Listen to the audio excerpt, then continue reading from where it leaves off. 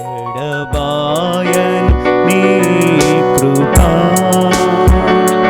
నన్ను విడువదు ఎన్నటికీ. ఎడబాయని నీ కృపా శోకపు లోయలలో కష్టాల గండ్లలో కడలేని కడలిలో నిరాశ నిస్పృహలో శోకపు లోయలలో కష్టాల కడగండ్లలో కడలేని కడలిలో నిరాశ నిస్పృహలో అర్థమే కాని ఈ జీవితం ఇక వ్యర్థమని నేననుకొనగా. అర్థమే కాని ఈ జీవితం ఇక వ్యర్థమని నేననుకొనగా. కృపా కనికరము గల దేవా నా కష్టాల కడలిని దాటించితివి. కృపా కనికరము గల దేవా నా కష్టాల కడలిని దాటించితివి. ఎడబాయని నీ కృపా నన్ను విడువదు ఎన్నటికీ. ఎడబాయని నీ కృపా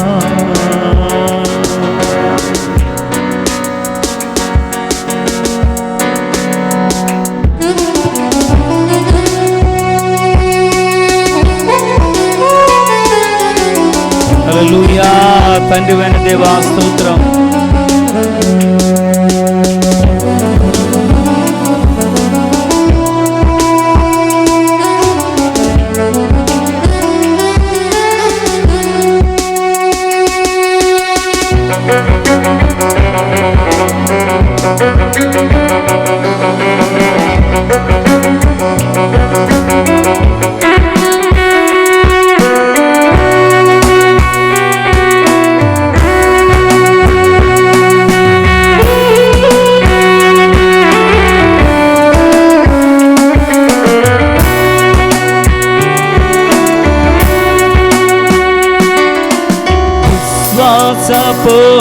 పోరాటములో ఎదురాయే శోధనలు లోకాశాల జడిలో సడలితి విశ్వాసములో. విశ్వాస పోరాటములో ఎదురాయే శోధనలు లోకాసార జడిలో సడలితి విశ్వాసములో. దుష్టుల క్షేమం నే చూచి ఇక నీతి వ్యర్థమని అనుకొనగా.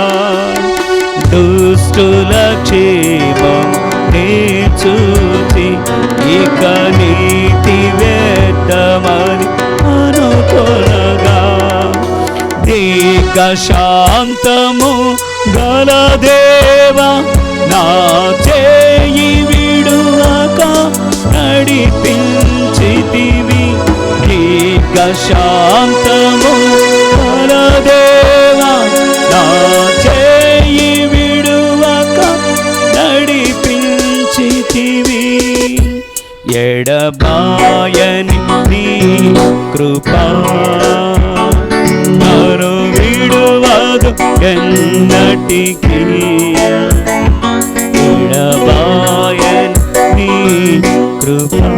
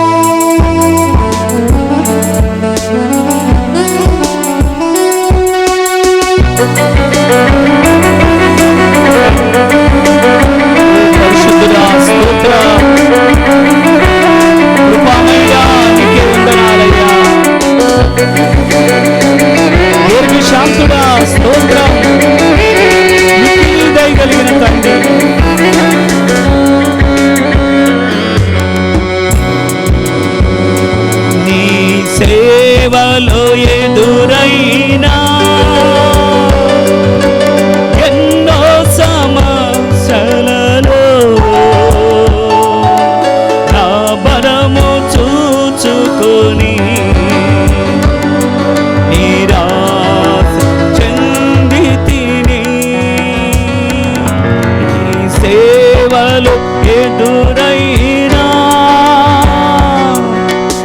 ఎన్నో సమస్యలలో నా బలము చూచుకొని నిరాశ చెందితిని. భారమైన ఈ సేవను ఇక చేయలేనని అనుకొనగా, భారమైన ఈ సేవను ఇక చేయలేనని అనుకొనగా, ప్రధాన యాజకుడా యేసు నీ అనుభవాలతో బలపరచితివి. ప్రధాన యాజకుడా యేసు నీ అనుభవాలతో బలపరచితివి. ఎడబాయని నీ కృపా నన్ను విడువదు ఎన్నటికీ. ఎడబాయని నీ కృపా నన్ను విడువదు ఎన్నటికీ. యేసయ్యా నీ ప్రేమానురాగం నన్ను కాయును అనుక్షణం. యేసయ్యా నీ ప్రేమానురాగం నన్ను కాయును అనుక్షణం. ఎడబాయని నీ కృపా నన్ను విడువదు ఎన్నటికీ. ఎడబాయని నీ కృపా. కృపామయుడైన మా పరలోకపు తండ్రి, పరిశుద్ధుడా, మీ నామమునకై స్తుతులు స్తోత్రాలు చెల్లిస్తున్నాం తండ్రి. మరి మా ప్రభువా, ఈ సమయం వరకు కూడా మీ యొక్క బలమైన రెక్కల చాటున మమ్మలను ఎంతగానో మా ప్రభువా భద్రపరిచిన వాడవు నీవే. మీరిచ్చినటువంటి క్షేమమును బట్టి ఎన్నో విధాలైనటువంటి వ్యాధులలో నుండి, తెగుళ్లలో నుండి, శోధనలలో నుండి, పోరాటాలలో నుండి మా ప్రభువా మీరు మమ్మల్ని కాపాడుచు ఆదరిస్తూ ఉన్నారు తండ్రి. అందును బట్టి మీకు స్తోత్రాలయ్యా.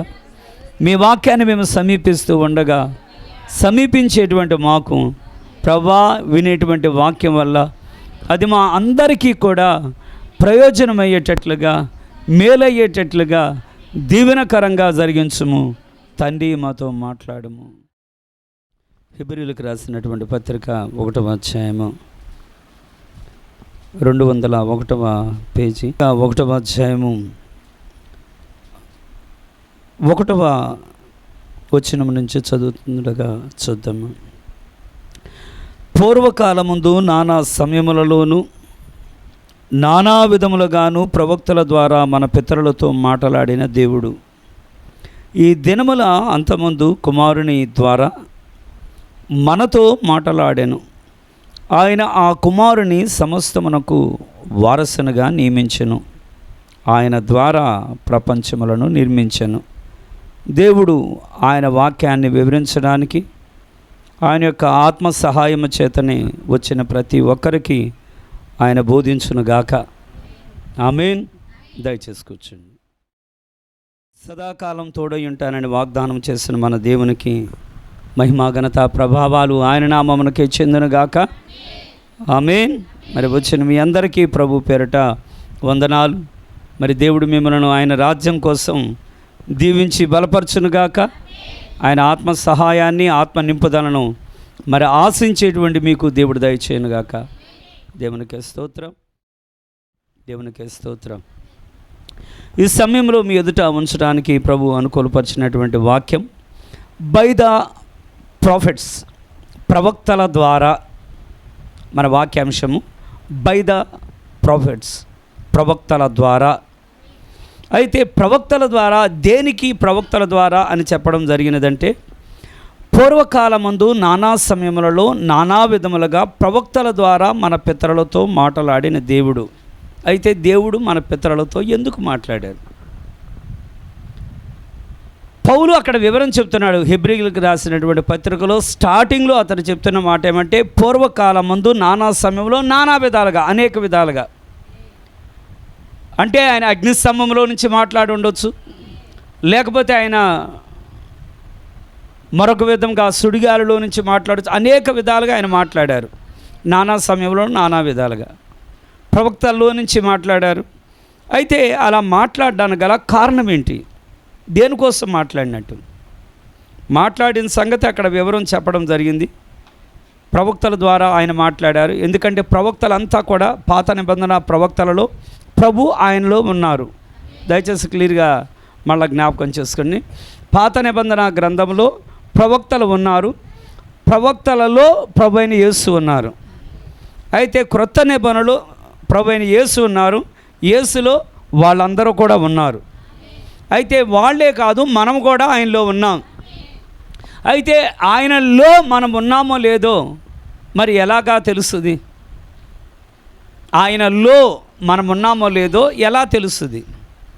అయితే తెలుసుకునేటువంటి విధానాన్ని ఇక్కడ మనం జ్ఞాపకం చేసుకోవాలి. ఏమనంటే, మనము ఆయనలో ఉన్నాము గనుకనే ప్రతి విధమైనటువంటి ఇబ్బందికి, ప్రతి విధమైనటువంటి శోధనకి, ప్రతి విధమైనటువంటి వ్యాధికి, అంటే దానిలో నుంచి ఎలా తప్పించుకోవాలి, వాటిలో నుంచి ఎలా తప్పించుకోవాలని ఒక మార్గాన్ని ఏర్పాటు చేయడమే దేవుని యొక్క ఆలోచన. అంటే తన పిల్లలకి ఎలాంటి పోరాటాలు ఎదురవుతాయో దేవునికి తెలుసు. అయితే అవసరతలు ఎటువంటి ఉంటాయో దేవుడికి తెలుసు. వాటన్నింటిలో నుంచి ఒక మార్గాన్ని ఏర్పాటు చేయడం అనేది దేవుని ఆలోచన. ఇప్పుడు దీనికి చిన్న ఉదాహరణగా మనం చూద్దాం.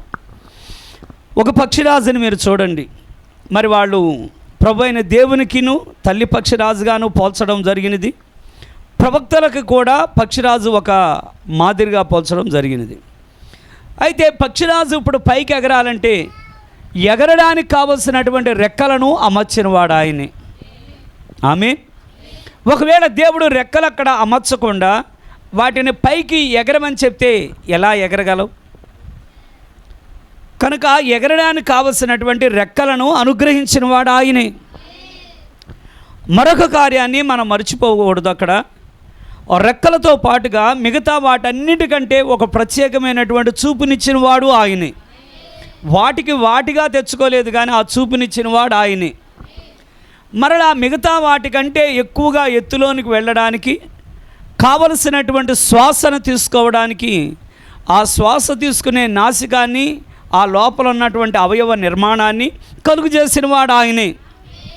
అంటే ఇప్పుడు ఒక పక్షిరాజు అది పైకి పైకి పైకి పైకి ఎగరాలి కనుక దానికి రెక్కలిచ్చిన ఆ దేవుడే, దానికి కన్నులిచ్చిన ఆ దేవుడే, దానికి కాళ్ళనిచ్చిన ఆ దేవుడే, దానికి ప్రత్యేకతనిచ్చిన ఆ దేవుడే. ఇప్పుడు అదే విధంగా మనం ఏమైతే ఈ లోకంలో కలిగే శోధనలే కానీ, ఈ లోకంలో కలిగే పోరాటాలే కానీ, వాటన్నింటినీ ఎదిరించడానికి దేవుడు తగినటువంటి వాటిని దేవుడు మనకిచ్చారు. ఒకవేళ దేవుడు మనకి వాటికి ఇవ్వకుండా ఎగరమంటే ఎలాగా, అది ఎంత అన్యాయంగా ఉంటుందో, అదేవిధంగా మనకు దేవుడు అలాగే ఇవ్వకుండా మనల్ని కూడా ఈ శోధనలు జయించమంటే అది అలాగే ఉంటుంది. అంతే కదా. వాటికి ఏమీ రెక్కలేవ్వకుండా ఆ పక్షిరాజు నువ్వు ఎగరాలి, అన్నిటికంటే పైకి ఎగరాలంటే ప్రభు అసలు రెక్కలే లేకుండా నేను ఎలా ఎగరగలను? అందుకే రెక్కలు ఇచ్చారు, అన్నిటికంటే పెద్ద రెక్కలు. మరి ఆ విధంగానే కావలసినటువంటి పైకి వెళ్ళే కొద్దీ దూరపు దృష్టి కావాలి, దానికోసం కన్నులను కూడా దేవుడిచ్చాడు. మరి ఆయన ఇచ్చినటువంటి ఆ కను దృష్టిని బట్టి అవి దూరంగా దూరంగా దూరంగా దూరంగా ఉన్న వాటిని చూడగలుగుతున్నాయి. మరి వాటికి ఇచ్చినటువంటి వేగాన్ని బట్టి ఒకవేళ బలమైనటువంటి సుడిగాలి పెనుగాలి వచ్చినప్పుడు కూడా ఎదురు అలా వెళ్ళిపోగలుగుతున్నాయి. అంటే కావలసినవన్నీ దానిలో దేవుడు ఉంచెను. అదే విధంగా తప్పించుకోవడానికి, అంటే ఏ పోరాటాన్నైనా తప్పించుకోవడానికి దేవుడు ఎల్లప్పుడూ కూడా ఒక మార్గాన్ని దేవుడు ఏర్పాటు చేసెను. చేస్తాడు కాదు, చేసెను. ఇప్పుడు మనం చూద్దాం. ఒకవేళ ఎవరైనా కృపను వేడుకుంటున్నారు అంటే అసలు కృపను ఎందుకు వేడుకోవాలి? ఒకవేళ కృపను వేడుకుంటున్నారు, వర్తమానంలో చెప్తున్నారు, కృపను ఒకవేళ ఎవరైనా వేడుకుంటున్నారు, వేడుకోవాల్సిన పని ఏంటంటే ఎక్కడైతే మనకు మనం చేయలేము, ఒకవేళ ఎక్కడైతే ఉగ్రత పొంచున్నదో ఆ ఉగ్రతలో కానీ ప్రమాదంలో నుంచి కానీ తప్పించుకోవాలి.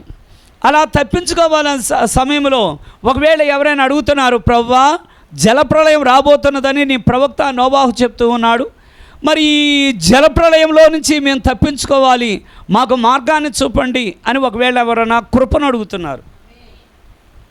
కనుక ఎవరైతే అలాగా కృపను అడుగుతున్నారో అడిగేటువంటి ఆ కృప కోసం ఆ జల ప్రళయాన్ని తప్పించుకోవడానికి దేవుడు అక్కడ ఓడను నిర్మింపజేసిన వాడు ఆయన. ఒకవేళ ఈ రోజున ప్రభువా ఈ లోకం మీదకి అనేకమైన భయంకరమైనటువంటి ఉగ్రతలు రాబోతున్నాయి, మరి ఆ రాబోయే బోరలే కానీ, ఆ రాబోయే పాత్రలే కానీ, ఆ రాబోయేటువంటి తెగుళ్ళే కానీ వాటిని మేము తప్పించుకోవడానికి మాకు ఒక మార్గం చూపించండి. ఆయన మన కోసం ప్రభు అయిన యేసునే ఆయన సిద్ధపరిచను. ఆమేన్. కాబట్టి కృపను వేడుకునే వారికి కృపను, రెండవది విమోచన వేడుకునే వారికి విమోచనను దేవుడు ఇవ్వగలడని. అయితే విమోచన, రెడెంప్షన్ అనేది ఇది రెండు విధాలైన కార్యం. ఇక్కడ దేవుడు మనందరికీ అర్థమవును గాక. అంటే దేనిలో నుంచైనా దేవుడు మనల్ని కాపాడాలి, విడిపించాలి. విడిపించాలనుకున్నప్పుడు ఇది విమోచన రెండు విధాలుగా పనిచేస్తుందంట. ఒకటి ఏమంటే ఒక దానిలో నుంచి మనం బయటికి రావడం, మరొక దానిలోనికి మనం వెళ్ళడం. కానీ ఇక్కడ జరిగే పొరపాటు ఏమంటే ఒక దానిలో నుంచి మనం రాకుండా మరొక దానిలోనికి మనం వెళ్ళాలని కోరుకుంటున్నామంట. ఒకవేళ ఎవరైనా ఐగుప్తులో నుంచి దేవుడు వాగ్దానం ఇచ్చి మోషే ద్వారా మీరందరూ కూడా వాగ్దాన దేశంలోనికి కనానులోనికి వెళుతున్నారని చెప్పారు. అయితే వీళ్ళు ఐగుప్తుల్లో ఉండి కనానులోనికి ఎలా వెళ్ళగలరు? కనుక ఇక్కడ మొదటి కార్యం ఏం జరగాలంటే మొదట ఐగుప్తులో నుంచి బయటికి రావాలి. ఐగుప్తుల్లో నుంచి బయటకు వచ్చిన తర్వాత అప్పుడు వాగ్దాన దేశంలోనికి వెళ్ళడానికి అవకాశం. ఇప్పుడు చూడండి, ఒకవేళ మనం విశ్వాసంలోనికి వెళ్ళాలి, అప్పుడు ఏం చేయాలంటే అవిశ్వాసంలో నుంచి బయటకు వస్తే విశ్వాసంలోకి వెళ్ళొచ్చు. అయితే అవిశ్వాసంలో నుంచి మనం బయటకు రాకుండా విశ్వాసంలోనికి వెళ్ళాలంటే ఎలా సాధ్యపడుద్ది? ఈరోజు ఎక్కువగా జరిగే పొరపాటు ఇది అంటున్నాను. అంటే లోకాన్ని వదలకుండా నువ్వెన్నడూ క్రీస్తులోనికి రాలేవు, ఐగుప్తును వదలకుండా నువ్వెన్నడూ వాగ్దాన దేశంలోకి రాలేవు, అవిశ్వాసాన్ని వదలకుండా ఎన్నడూ విశ్వాసంలోకి రాలేం. కనుక ఒక దాన్ని మనం ఏదైతే ఒకటి పొందాలనుకుంటున్నామో, పొందాలనుకున్న దాని విషయంలో విడిచిపెట్టవలసిన వాటిని ఎప్పుడైతే విడిచిపెడతామో అప్పుడు పొందవలసిన వాటిని మనం పొందగలుగుతాం. ఆమేన్. సరే, ఇప్పుడు మూడవ కార్యం, మూడవది ఏమిటంటే హీలింగ్, స్వస్థత పొందుకునే వారికి కూడా దేవుడు ఒక మార్గాన్ని ఏర్పాటు చేశాడు. ఏంటి స్వస్థతని పొందుకునేటువంటి వారికి దేవుడు ఏర్పాటు చేసినటువంటి మార్గం అంటే దీనిని మన ఒప్పుకోలు మీదే ఆధారపడి ఉన్నదని ప్రవక్త చెప్తున్నాడు. అయితే ఇది కూడా రెండు రకాల ఒప్పుకోలు, దయచేసి ఈ రెండు మీరు మర్చిపోవద్దు. ఒప్పుకోలు అనేది రెండు రకాలుగా ఉంది. ఒకటి ఏంటి ఈ ఒప్పుకోలు అంటే, ఒకవేళ ఏదైనా నాలో నుంచి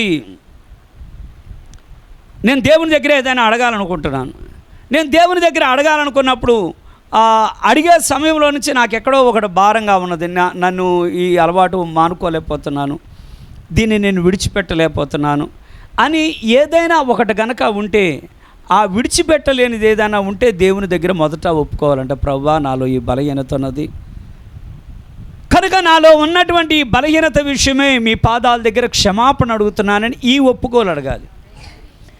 ఒకవేళ మనం బలహీనంగా మాట్లాడడమో, లేకపోతే చెడుగా మాట్లాడడమో, లేకపోతే చూడకూడని చూడడమో, లేకపోతే చేయకూడని చేయడమో, ఏదో ఎవరికి వాళ్ళకి వ్యక్తిగత జీవితం, అది నాకు తెలియదు. ఎవరైనా ఒక వ్యక్తి స్వస్థత కావాలంటే కనుక రెండు విధాలైనటువంటి ఒప్పుకోలును తప్పనిసరిగా మనం చేయాలి. ఈ రెండు విధాలైనటువంటి ఒప్పుకోలులో మొదటి ఒప్పుకోలు ఏమంటే ప్రభువా నాలో ఈ బలహీనత ఉన్నది కనుక నాలో నుంచి బలహీనత విషయమే నేను విడిచిపెట్టడానికి సిద్ధంగా ఉన్నాను, దయచేసి నన్ను క్షమించని ఈ ఒప్పుకోలు దేవుని దగ్గర ఒప్పుకోవాలి. ఒప్పుకోవడం అంటే విడిచిపెట్టడం. సరే, రెండవ ఒప్పుకోలు అంట. ఈ రెండవ ఒప్పుకోలు ఎటువంటిదంటే దేవుడు నిన్ను స్వస్థపరుస్తాడని నువ్వు నమ్మి ఒప్పుకోవడం అంట. ఒకవేళ నిన్ను ఎవరైనా అడిగారు, అవును నీ ఒంట్లో నుంచి పలానా అనారోగ్యం ఉంది, మరి ఇది ఎలా పోతుంది అనుకుంటావు అని అడిగారు అనుకోండి. అప్పుడు మనం ఏమని చెప్తామంటే, అయ్యా ఇది నూనె రాస్తే పోద్దని నేను అనుకోవడంలా, ట్యాబ్లెట్ వేసుకుంటే తగ్గుద్దని నేను అనుకోవడంలా, ఒక డాక్టర్ ఏదో చేస్తే తగ్గుద్ది అనుకోవడంలా, కానీ దేవుడు చేయడం వల్ల నా అనారోగ్యంలో నుంచి దేవుడు విడుదలిస్తాడని నేను నమ్ముతున్నాను. నన్ను స్వస్థపరిచేవాడు ఆయనే. రక్షణ కొరకైనా ఒప్పుకోలే, స్వస్థత కొరకైనా ఒప్పుకోలే, పరిశుద్ధాత్మకైనా ఒప్పుకోలే. కనుక ఏదైనా మనం పొందాలంటే మొట్టమొదటి మనలో నుంచి కావాల్సింది ఒకటి పాపం యొక్క ఒప్పుకోలు, రెండవది ఇది ఆయన చేస్తాడు అనేటువంటి ఒప్పుకోలు. చేస్తాడు, అవును దీనిలో నుంచి నీకు నమ్మకం ఉందా అని ఒకవేళ మనకే ప్రశ్న వచ్చింది, అవును నాకు నమ్మకం ఉంది. అయితే దీనిలో ఒకవేళ మనం ఒప్పుకుంటున్నాం, మనం ఒప్పుకునేది సరిగా ఉందో లేదో, ఊరికే పైకి చెప్తున్నామేమో. ఒకవేళ ఇక్కడ వాక్యమని ఆ దేవుడు స్వస్థపరుస్తాడండి అంటున్నాం, ఒకవేళ పైకే అలాగంటున్నాం ఆ దేవుడు స్వస్థపరుస్తాడండి అని అంటున్నాం, కానీ నిజంగా అటువంటి నమ్మిక మనలో ఉందా లేదా? అప్పుడు ఈ నమ్మిక మనలో ఉందో లేదో కూడా దేవుడు కోరుకునేది ఏమంటే తప్పనిసరిగా పరీక్ష చేయడం. ఇక్కడ ఒక మాట చెప్పబడుతుంది, ఒకవేళ ఒక వ్యక్తి దేవుని గురించి ఒప్పుకునేవాడైతే దేవుడు మన ప్రేమను ఆయన పరీక్షిస్తాడండి. ఒకవేళ మనం ఆయన ప్రేమిస్తే గనక మనం ఆయన నమ్ముతాం. మనము ఒకవేళ ఆయన నమ్మడం లేదు, నమ్మలేకపోతే ప్రేమించలేం. ఒకవేళ ప్రేమిస్తున్నాం, ఆయన్ని ప్రేమిస్తే గనక నమ్ముతాం. దేవునికి మహిమ కలుగును గాక. అయితే ఇక్కడ అది దేవుడు చేసే కార్యం ఏమంటే మనల్ని పరీక్షించే సమయంలో ఎలా ప్రతిస్పందిస్తామో నిజమైన విశ్వాసాన్ని దేవుడు చూడాలని ఆశపడతాడంట. ఒకటి, దేవుడు మన ప్రేమను ఆయన పరీక్షించాలనుకుంటున్నారు. ఆయన మన ప్రేమను పరీక్షించాలనుకున్నప్పుడు ఆయన్ని మనం ప్రేమిస్తున్నాము అని మనం ఒప్పుకున్నట్లయితే ఆయన నమ్మగలుగుతాం. ఆయన నమ్మగలిగినప్పుడు ఆయన పెట్టే పరీక్షకి మనం నిలబడతామా లేదా అని ఆయన మనల్ని పరీక్షిస్తారని. అయితే ఆయన మనల్ని పరీక్షించే సమయంలో, అలాంటి సమయంలో ఒకవేళ నిజమైన విశ్వాసం కనుక మనలో ఉంటే మనలో ఆందోళన ఉండదు. చాలా జాగ్రత్త, ఎవరికి వాళ్ళు ఆమె అంటున్నారు కనుక మీరు పరిశీలన చేయండి. ఒకవేళ నిజమైన విశ్వాసం మనలో కనుక ఉంటే మనలో ఆందోళన ఉండదు. ఒకవేళ నిజమైన విశ్వాసం ఉంటే గనక మనలో కలవరం ఉండదు. ఒకవేళ నిజమైన విశ్వాసం ఉంటే గనక ఏం జరుగుద్దా అని అటు ఇటు భయంతోనో ఆందోళనతోనో నువ్వు కలవరపడవంట. నువ్వు దేవుణ్ణి నమ్మగలిగితే. అంటే నమ్ముతున్నాను అంటున్నాం, నమ్ముతున్నాను అన్నప్పుడు మళ్ళా మన హృదయంలో నుంచి కలవరపాటు రాదంట. అంటే దీన్ని ఎలా చెప్పాలంటే, ఒకవేళ ఒక పిల్లవాడు వాళ్ళ తండ్రితో తల్లితో చేయబట్టుకొని ఉన్నాడు. తల్లి తండ్రి ఆ పిల్లవాడిని ప్రేమిస్తున్నాడని ఆ పిల్లవాడికి తెలుసు, అమ్మ నన్ను ప్రేమిస్తుంది, నాన్నగారు నన్ను ప్రేమిస్తున్నారు డాడీ అని. అయితే చేయి పట్టుకున్న దగ్గర నుంచి గడగడలాడిపోతా, ఏంటంటే నువ్వు నన్ను ప్రేమిస్తున్నావా, నువ్వు నన్ను తీసుకెళ్ళి ఎక్కడైనా వదిలేస్తావా, నువ్వు నన్ను ఎక్కడైనా వదిలేస్తావా, నువ్వు నన్ను ఎక్కడైనా విడిచిపెడతావా, ఇలాగా వాళ్ళు భయపడరు కదా. దేనికని భయపడరంటే ఆ తల్లి యొక్క సహవాసంలో, ఆ తల్లి చేసిన కార్యాల్లో, తండ్రి చేసిన కార్యాల్లో ఎన్నడూ అలాంటి పని చేయలేదు కనుక ఆయన మన చేయి బట్టి నడిపించే సమయంలో కూడా నువ్వు దాన్ని బట్టి ఎన్నడూ కలవరపడవంట. అంటే ఏమైపోతానో, ఏం చేస్తాడో దేవుడు, ఎలా తీసుకొని వెళ్ళేస్తాడో. మరి అదే కదా వాళ్ళు అడిగారు, ఎలీషా ప్రవక్త దగ్గరికి వచ్చి వాళ్ళు అడిగారు, ఇదిగో నీ ప్రవక్త ఏలియా అలాగా అగ్ని రథముల మీద వెళ్ళిపోయాడు కనుక ఒకవేళ ఎక్కడైనా పారేశారేమో దేవుడు, మధ్యలో ఎక్కడైనా వదిలిపెట్టాడేమో ఆయన, ఆ గుర్రాలు ఎక్కడైనా ఒకవేళ విడిచిపెట్టినేమో. ఎలీషా ఇప్పుడు ధైర్యంగా ఏమని చెప్తున్నాడంటే, లేదు లేదు లేదు లేదు, దేవుడు అలా తీసుకెళ్ళినటువంటి దేవుడు ఆయన మహిమలోనికే తీసుకొని వెళ్ళిన, కానీ దేవుడు ఎక్కడా కూడా మధ్యలో పడవేసే దేవుడు కాడు. ఆమేన్. ఇప్పుడు మనలో నుంచి కూడా, అవును నేను దేవుడి దగ్గర ఒక మార్గాన్ని అడుగుతున్నాను కనుక దేవుడి దగ్గర అడిగే మార్గంలో కూడా మధ్యలో దేవుడు నన్ను వదలడు, ఆయన మధ్యలో వదలడు. ఇప్పుడు మధ్యలో దేవుడు వదలడన్నప్పుడు మనలో కావాల్సింది ఏమంటే కలవరపాటు ఉండదు, మనలో ఆందోళన రాదు, మనలో మనం ఏమైపోతామనేటువంటి దిగులు చింత ఇలా పరిస్థితిలోనికి మనం రావు. ఆమేన్. ఇక్కడ గమనించండి, ఇలాగా అంటనందుకు వేరే ఏమనుకోవద్దు. దేవుడు పిరికివాడు కాడంట. అదేవిధంగా దేవుడు పిరికి వాళ్ళని కూడా దేవుడు ఉపయోగించుకోలేడంట.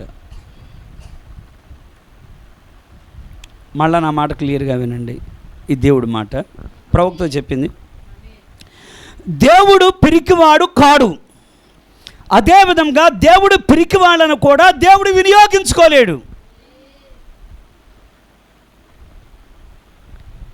మనలో నుంచి మనకొక ఆలోచన వస్తుంది, అదేంటండి, మరి అబ్రహాము భయపడ్డాడు కదా, లేకపోతే ఇస్సాకు భయపడ్డాడు కదా, యాకోబు భయపడ్డాడు కదా, మరి అపోస్తలు భయపడ్డారు కదా అంటే వాళ్ళు పిరికి వాళ్ళు కాదు, వాళ్ళ ఒక పరిస్థితిని బట్టి భయపడ్డారు.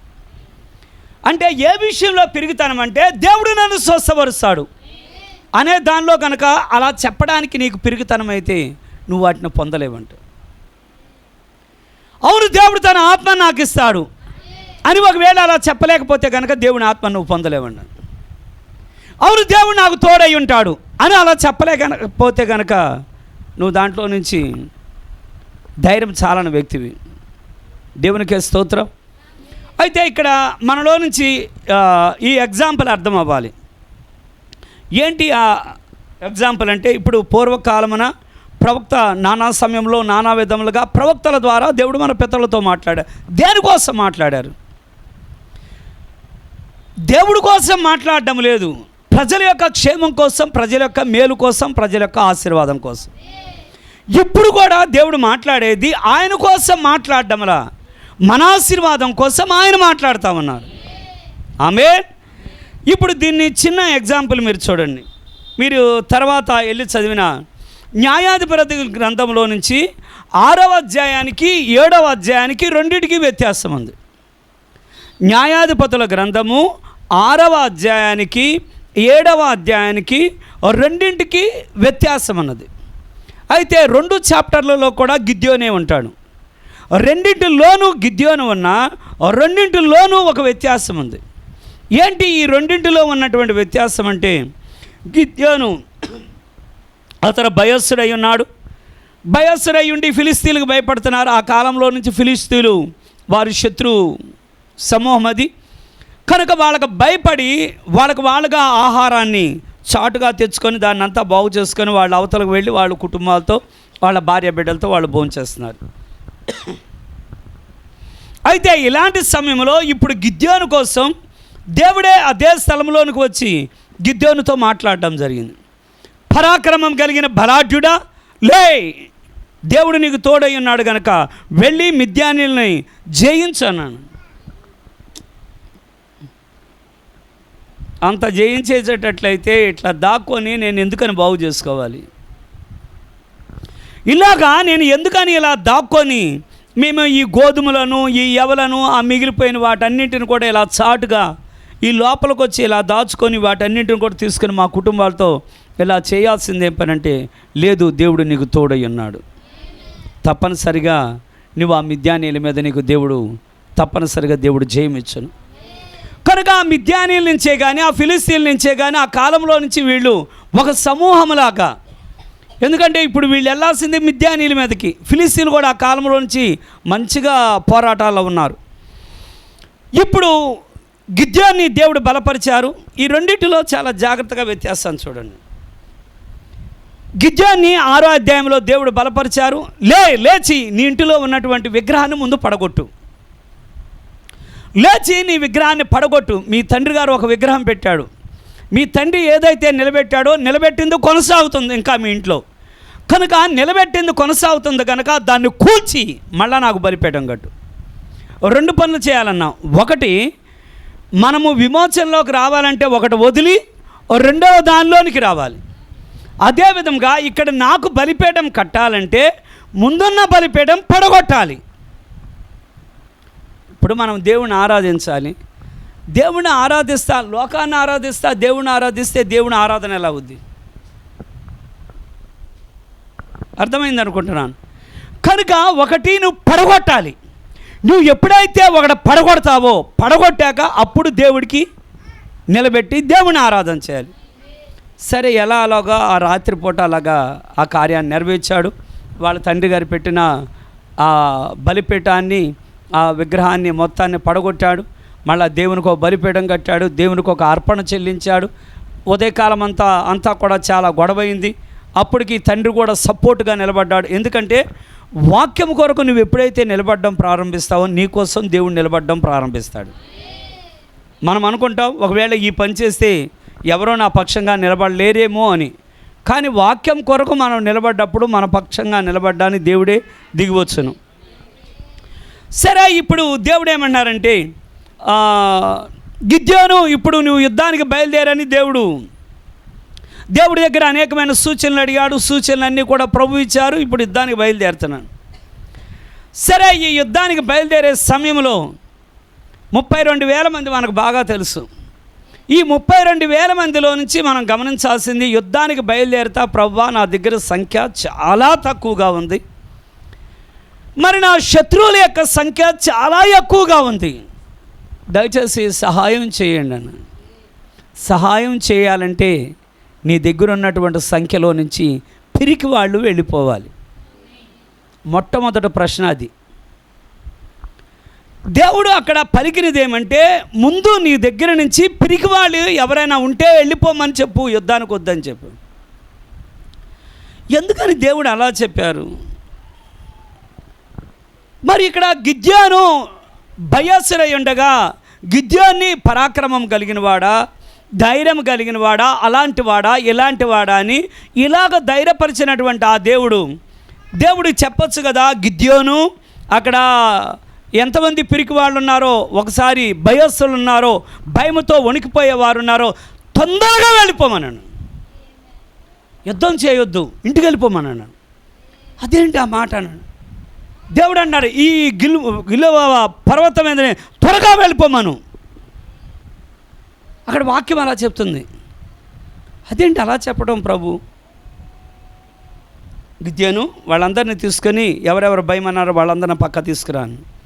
పక్క తీసుకొచ్చి, మొన్న నిన్ను ఎలా బలపరిచాను వాళ్ళందరినీ అలా బలపరచు. ఎలా చెప్పడం లేదు.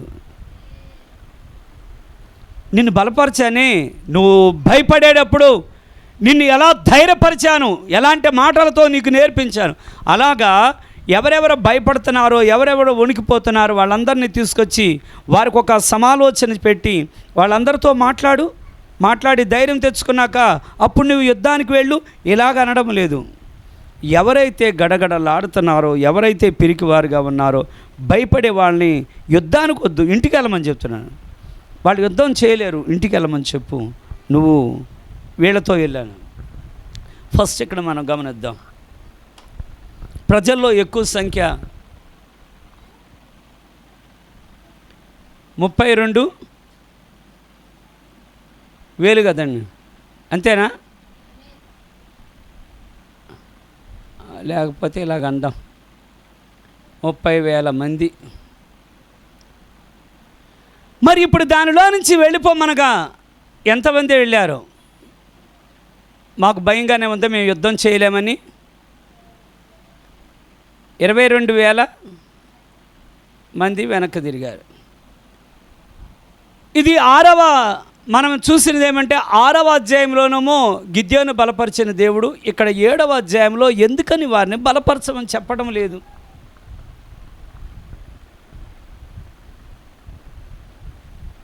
వాళ్ళందరూ మంచి వాళ్ళే, వాళ్ళు చెడు అలవాట్లు కలిగిన వాళ్ళు కాదు, మరొకటి కలిగిన వారు కాదు, మరొకటి కలిగిన వారు కాదు. ఇప్పుడు ప్రభు అంటున్నారు, సరే ఇంకా నీ దగ్గర ఎంతమంది ఉన్నారు?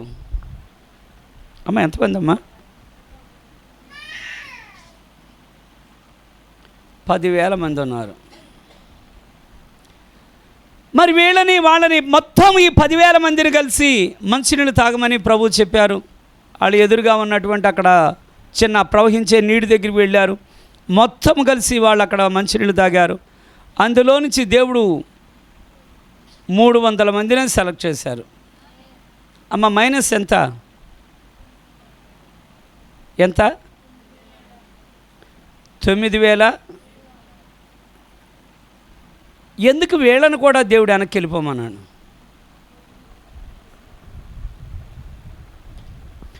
రెండు విధాలుగా అక్కడ యుద్ధానికి పనికి రావడంలా ఇది మనం ఆత్మీయంగా ఆలోచన చేయాలి.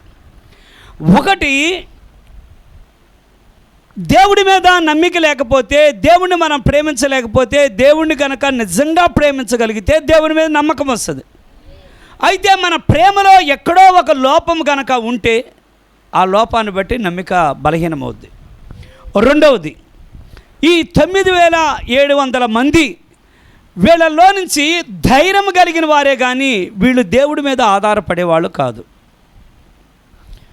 తమ స్వశక్తి మీద, తమ సొంత ఆలోచనల మీద ఆధారపడేటువంటి మనుషులు కనుక ఇలాంటి ఇప్పుడు వీళ్ళతో కనుక గిద్యోని యుద్ధంకి వెళితే వీళ్ళు ఏమంటారంటే, మా బాహువే, మా ఖడ్గమే, మా ధైర్యమే, మేము యుద్ధంలో ఎక్కువగా పోరాడడం వల్లనే దానివల్లే మేము యుద్ధంలో జయించామంటారు. కనుక వీళ్ళు కూడా యుద్ధంలో దేవుడు వద్దంటారు. వాక్యంలో చదువుదాం. న్యాయాధిపతుల గ్రంథము 7వ అధ్యాయం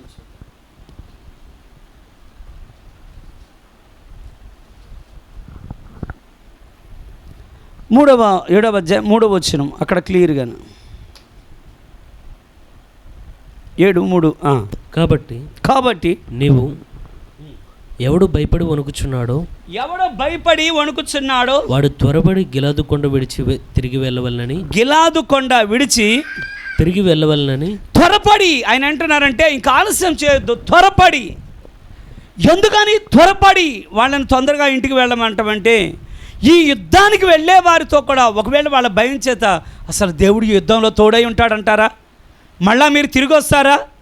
మళ్ళా మీరు మీ భార్య బిడ్డలను మీరు చూసుకోగలరా? మీ ముసలి తల్లిదండ్రులు మీరు చూసుకోగలరా?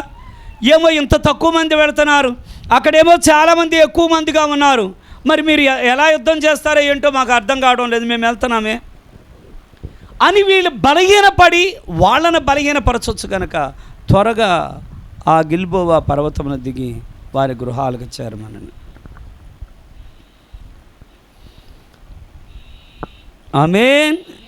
కింద వచనంలో నుంచి కూడా మనం 5వ వచనంలో చూసినప్పుడు అక్కడ 300 మంది కింద వచనంలోకి వచ్చినప్పుడు 300 మంది మాత్రమే అక్కడ సెలెక్ట్ అయ్యారు. మిగిలిన వారందరిని కూడా ప్రభు ఏమంటున్నారంటే వారిని కూడా యుద్ధానికి ఆయన వాడుకోనని చెప్తున్నారు.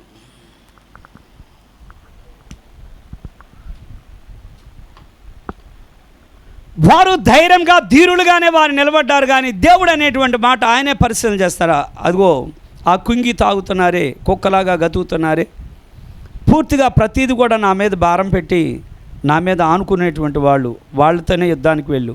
ఎందుకంటే యుద్ధం వాళ్ళు కాదు, యుద్ధం యెహోవాది, నేనే చేస్తాను. ఆమె మీ జ్ఞాపకం అన్నది కదా, యోషువ తన బయలుదేరే సమయంలో నుంచి వరతీయబడ్డాడు వాడి ఖడ్గంతో నిలబడి యెహోవా యొక్క సేనాధిపతిగా నేను వచ్చానన్నాను. ఎరుకో చుట్టూ మీరు కేవలం తిరిగితే చాలు, రోజుకొకసారి 7వ రోజున 7 సార్లు మీరు తిరగండి అన్నాను. కనుక ఇవన్నీ సంస్థలన్నీ కూలిపోయే కాలం ఇది. మరి ఎవరైనా నిలబడేదంటే ఎవరైతే దేవుని యొక్క సువార్త దాన్ని విని ఆ వాక్యాన్ని నమ్మి ధైర్యంగా ఉంటామో, అవును నేనేమీ చేయలేను కానీ చేయగలిగిన దేవుడు ఆయనే. ఆమేన్. కనుక దీనిలో నుంచి ఒక చిన్న పిల్లలంట ఎలాంటి వాళ్ళనైనా కదిలించేది ఏమంటే ఏడుపుదారంట. ఎంత పెద్ద వ్యక్తి అయినా సరే, ఎంత గొప్పవాళ్ళనైనా సరే, వాళ్ళ చేత ఈ పిల్లవాళ్ళు కనుక ఏడిస్తే ఎట్లాంటి వాళ్ళైనా దగ్గరకు వచ్చి నిలబడాలంట. దేనికి ఏడుస్తున్నావని. మరి ఒక కుటుంబంలోనే ఒక చిన్న బిడ్డ ఏడ్చేటప్పుడు అలాగా దగ్గరకు వచ్చినప్పుడు మనం ఒకవేళ మన బలహీనతల విషయమే, ప్రభువా నాలో ఈ బలహీనత ఉన్నది, నాలో ఈ భయం ఉన్నది, నాలో ఈ ఆందోళన ఉన్నది, కనుక మీరు నన్ను విశ్వాస విషయంలో పరీక్ష పెట్టేటప్పుడు ఈ విషయంలో నేను తేలిపోతున్నాను, మిమ్మల్ని నమ్మే హృదయమనివ్వండి, ఇలా కనుక మనం అడగగలిగితే దేవుడు మనలో కావాల్సిన నమ్మకాన్ని ఇవ్వగలరు. ఒకవేళ రెండవ కార్యం ఇది ఉన్నదనుకోండి, ఈ 9,700 మంది వేళలో ప్రభువా దయచేసి మీ పని కోసం నేను వాడబడ్డానికి, ఒకవేళ నా సొంత మనసు మీద నేను నా స్వబుద్ధి మీద నేను ఆధారపడుతున్నానేమో. కాబట్టి నీ స్వబుద్ధి మీద ఆధారపడవద్దని మీరు అలాగ వాక్యంలో సెలవిచ్చారు కనుక నా స్వబుద్ధి మీద నన్ను ఆధారపడనివ్వద్దు. రెండూ మనం చేయకూడదు. ఒకటి మనకు మనంగా బయస్సులుగా ఉండకూడదు, రెండోది మన స్వబుద్ధి మీద ఆధారపడకూడదు. దేని మీద ఏమంటే కంప్లీట్గా ఆయన్ని ప్రేమించినప్పుడే ఆయన మనం నమ్మగలం. దేవునికి మహిమ కలుగును గాక.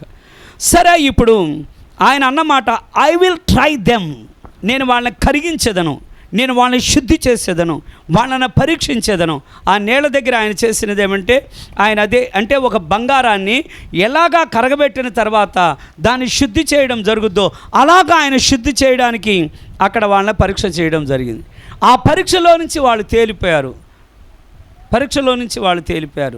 దయచేసి ఇక్కడ మనకు కావాల్సింది ఈ రెండు మన భక్తి జీవితాన్ని దెబ్బకొట్టేవి, ఈ రెండు మన ఆత్మీయ జీవితాన్ని పాడు చేసేది. పిరికివాళ్ళుగాను ఉండొద్దు. పిరికివాళ్ళుగా ఉంటున్నామంటే మనం దేవుణ్ణి ప్రేమించే విషయంలో ఎక్కడైనా ఏదైనా బలహీనత ఉంటే బలహీనత వదిలేయటమే. దేవునికి మహిమ కలుగును గాక. సరే, ఇప్పుడు ప్రవక్తలు, ప్రాఫెట్స్ అనగా హీబ్రూలో నుంచి, అంటే పాత నిబంధనలో ఒక అర్థంగా ఉన్నది, క్రొత్త నిబంధనలో ఒక అర్థంగా ఉన్నది. ప్రవక్తలు అనగా ప్రతినిధి, ఒక అధికార ప్రతినిధి, అంటే ప్రజల పక్షంగా ప్రతినిధులు కావచ్చు, దేవుని పక్షంగా ప్రతినిధులు కావచ్చు. ఇప్పుడు వాళ్ళు దేవుని పక్షంగా నిలబడే వాళ్ళే ప్రవక్తలు. అంటే ఏదైనా దేవుడు ఒక కార్యం చేయాలనుకున్నప్పుడు దేవుడు పక్షంగా దేవుడు మాట్లాడి పంపించే వ్యక్తులు వాళ్ళు. కనుక దేవుని పక్షంగా నిలబడేవారే ఈ ప్రవక్తలు. ఇప్పుడు మనం వినేది ప్రవక్తల ద్వారా మాట్లాడిన దేవుడు.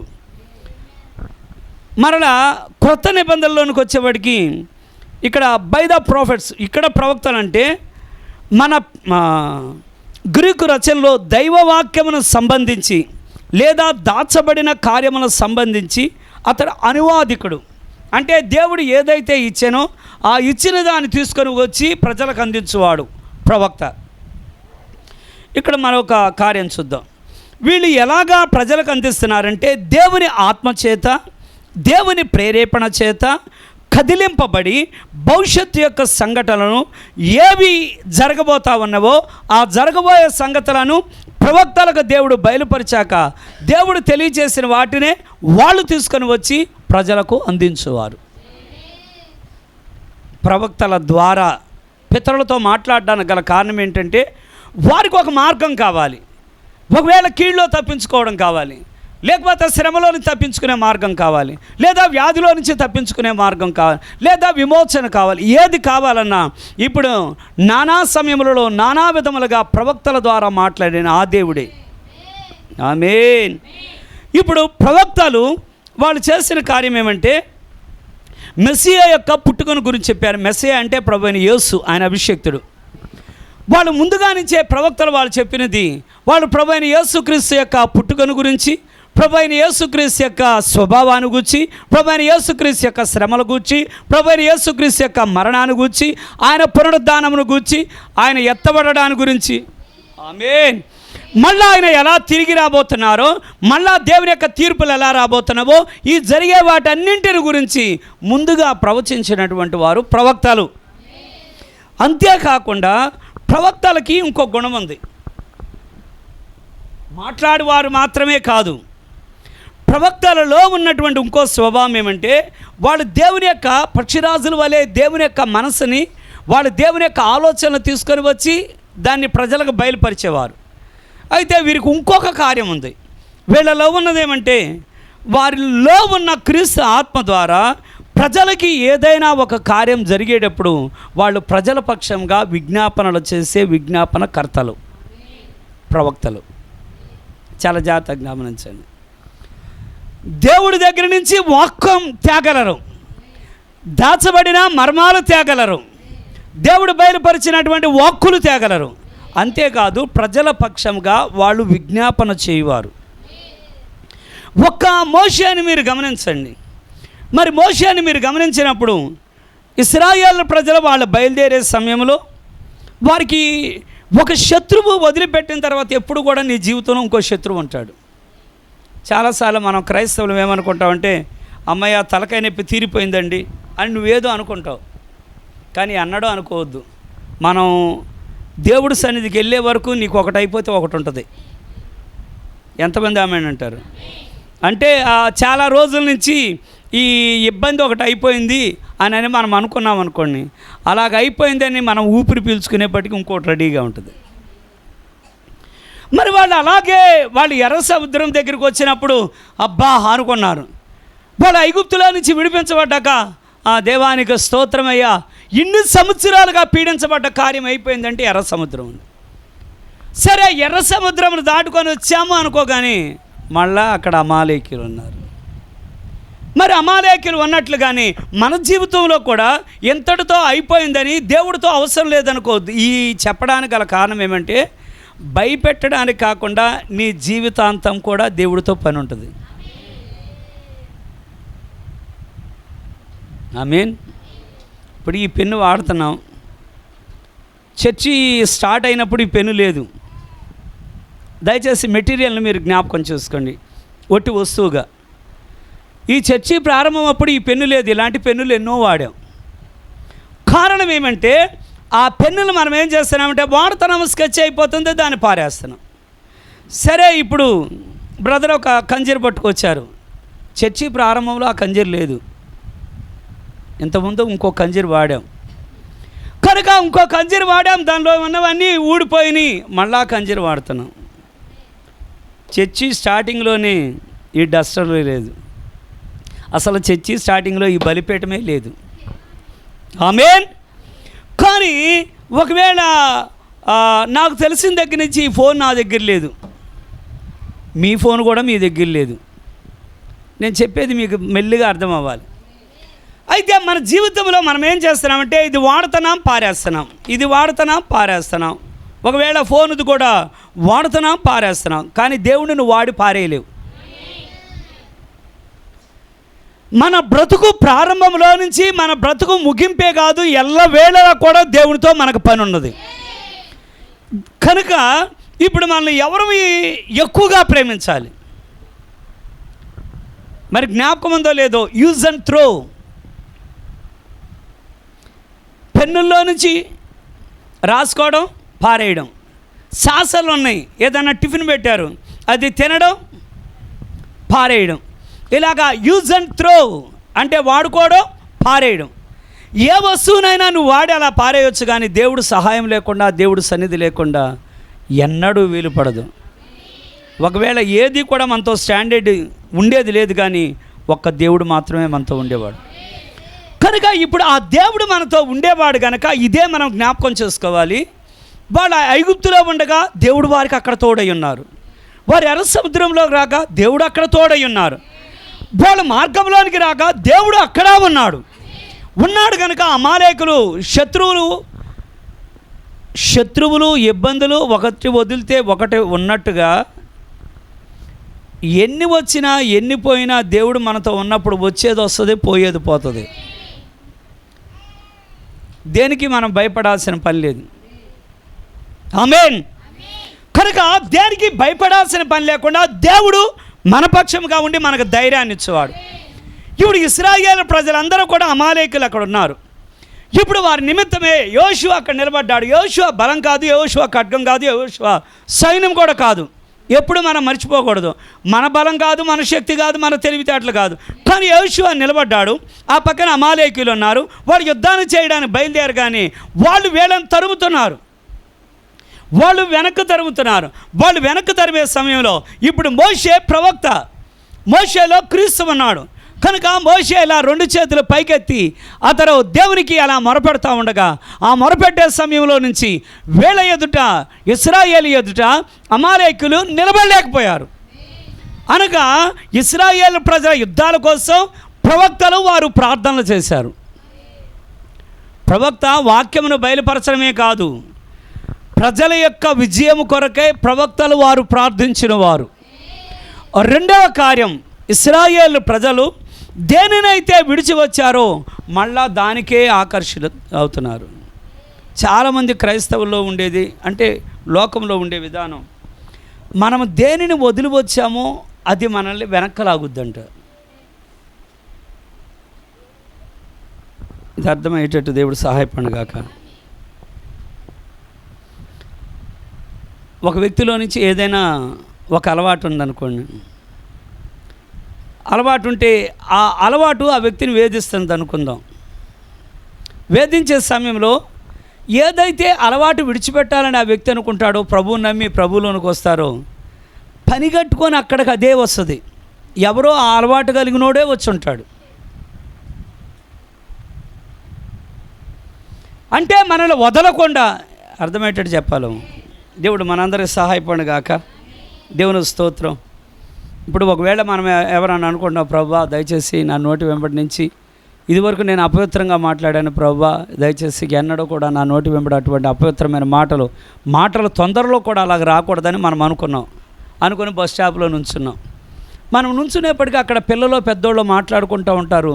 నోరెత్తిన దగ్గర నుంచి అబ్బాబ్బాబ్బాబ్బాబ్బాబ్బా, ఇక అవే మురికి మాటలు వాళ్ళు మాట్లాడుతూ ఉంటారు. ఏది వద్దనుకున్నామో ఆ పక్కనే వినబడతాయి. మళ్ళీ అక్కడ నుంచుని మళ్ళీ సరే ఇది మనం వెళ్ళలేమని దేవుని వాక్యం చెవుల్లో ఒకవేళ ఇయర్ ఫోన్స్ పెట్టామనుకో, ఇయర్ ఫోన్లో ఉన్న వాక్యం కంటే ఎక్కువగా వినబడతాయి. ఒకవేళ దేవుడు పాటలు కనుక పెడితే పాటల కంటే అయ్యే ఎక్కువ వినబడతాయి. ఎందుకంటే మనతో పోరాడుతుంది కనుక. ఇక్కడ ఈ ప్రవక్తలు వాళ్ళు ప్రార్థన చేయగా వారు జయం పొందగలిగారు.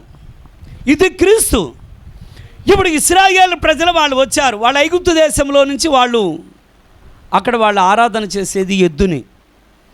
కనుక వాళ్ళు బయటకు వచ్చిన తర్వాత ఎప్పుడైతే మోషే దేవుని సముఖంలోనికి వెళ్ళి దేవుడు ఆరాధించబడే విధానం కోసమై మోషేకి దేవుడు మాట్లాడుతూ ఉన్నారు. మాట్లాడే సమయంలో నుంచి ప్రజలంతా అంటున్నారు, అయ్యా మరి ఆ మోషే అనబడ్డవాడు ఎక్కడికి వెళ్ళాడు? వాళ్ళు అంటున్నారు, అసలు ఆ మోషే అనబడ్డవాడు ఎక్కడికి వెళ్ళాడు?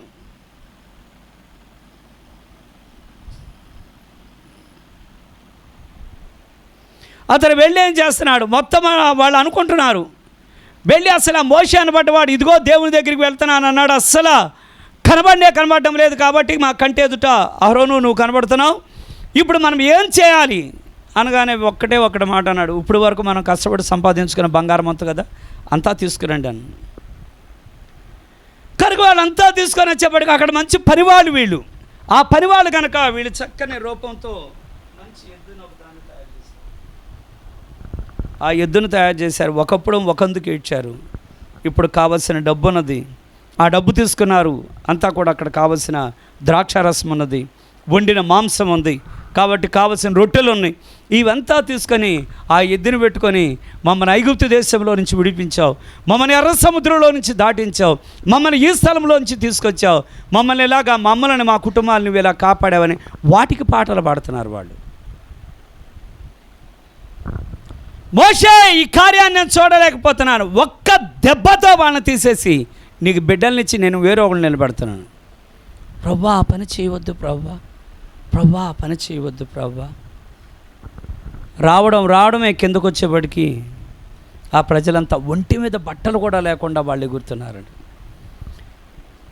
సరే ఆ సమయంలో నుంచి దేవుడికి ఎంత ఉగ్రతగా ఉన్నదంటే దీనికోసమేనా నేను తీసుకొచ్చింది అని ఆయన ఎంతో ఉగ్రతలో ఉండగా మోషే అడ్డుపడిపోతున్నాడు. అంత ఉగ్రత కలిగిన దేవునికి అడ్డుగా నిలబడి, ప్రవ్వా ఒకవేళ వీలైతే వాళ్ళను కొట్టివేయొద్దు, వాళ్ళను చంపివేయొద్దు, ఒకవేళ వీలైతే నా పేరు తుడిచేయి, కానీ దయచేసి వాళ్ళని క్షమించవా అడ్డుపడుతున్నాడు. ప్రవక్త విజ్ఞాపన, ప్రజల యొక్క యుద్ధంలో జయం కొరకు ప్రవక్తల యొక్క ప్రార్థన.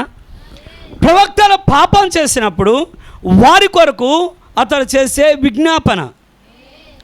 మరలా ఇదే కాక మిరియాము ఆమె మోషేనన్నది, ఈయనొక్కడే పెద్ద పరిశుద్ధుడు బయలుదేరాడా, కనుక ఇతరొక్కడే పరిశుద్ధుడా, దేవుడు పరిచర్య కోసం మనల్ని పిలవలేదా అని వాళ్ళు ఎప్పుడైతే అక్కడ మాట్లాడారో, ఇక్కడ కూడా చాలా జాగ్రత్తగా గమనించండి.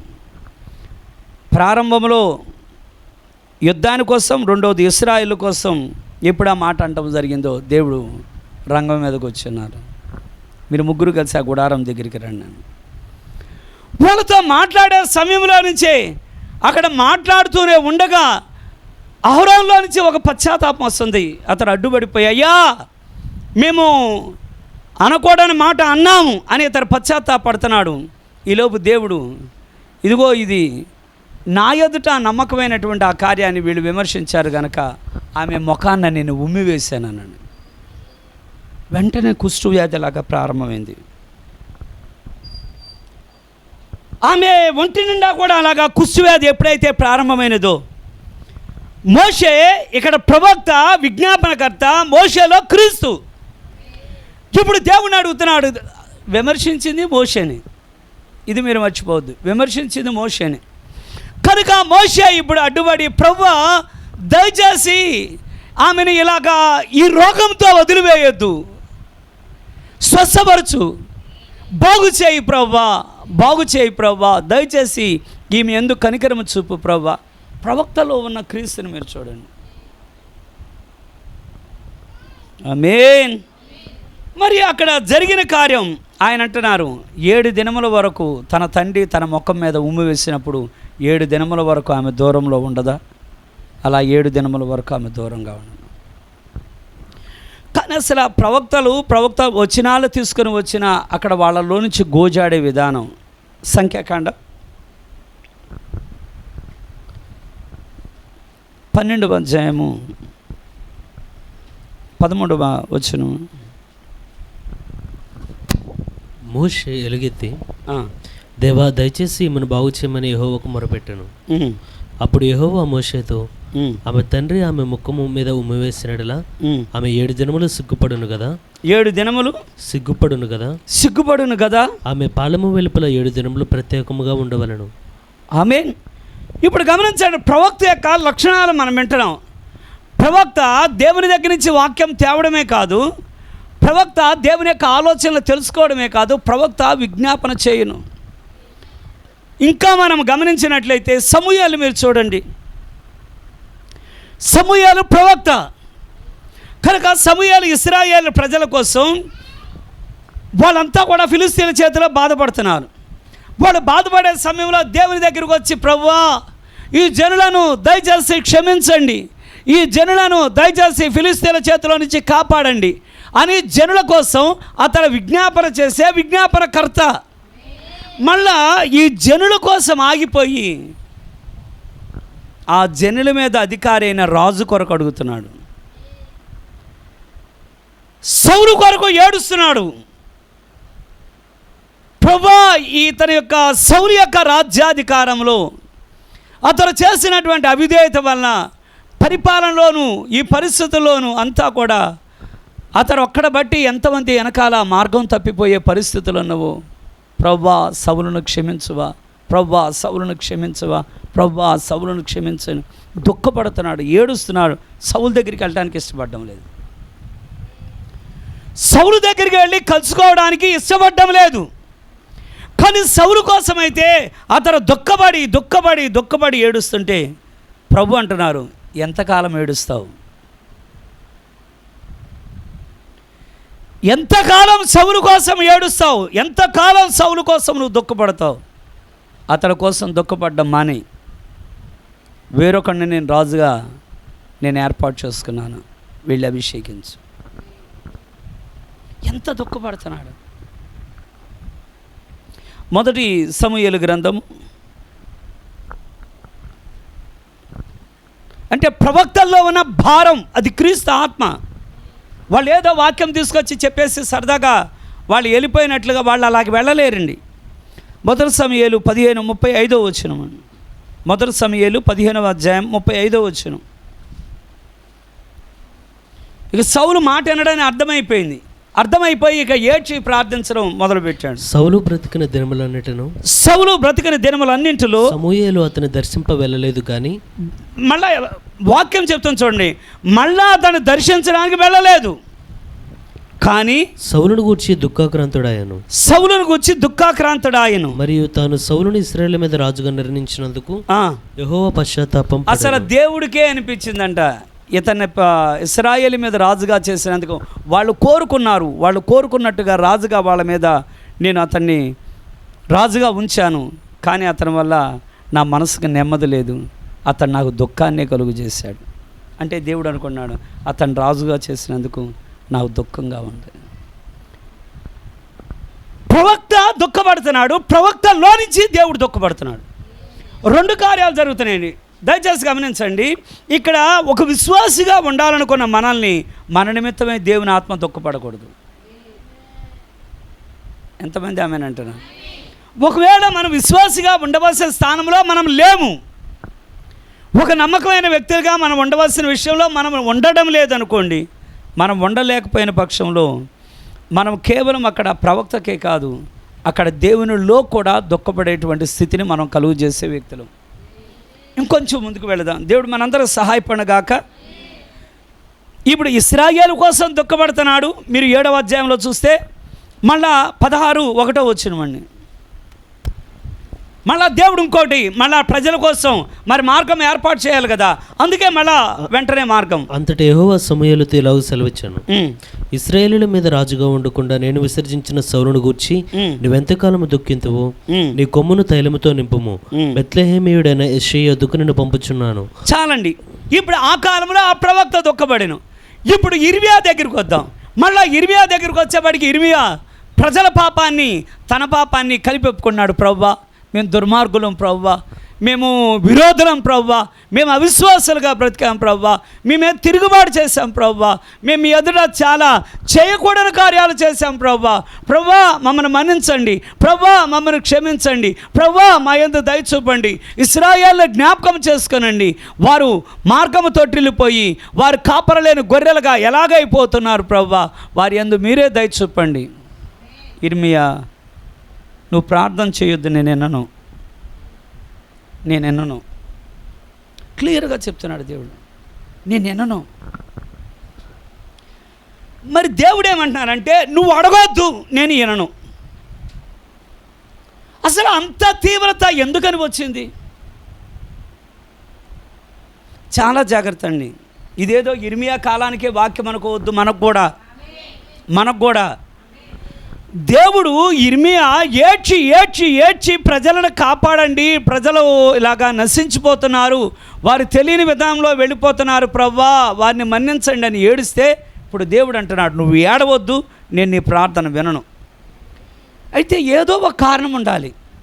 పూర్వకాలమందు మన పితరులతో ప్రవక్తల ద్వారా మాట్లాడిన ఆ దేవుడు అలా మాట్లాడడానికి గల కారణం ఏంటై ఉంటుందంటారు?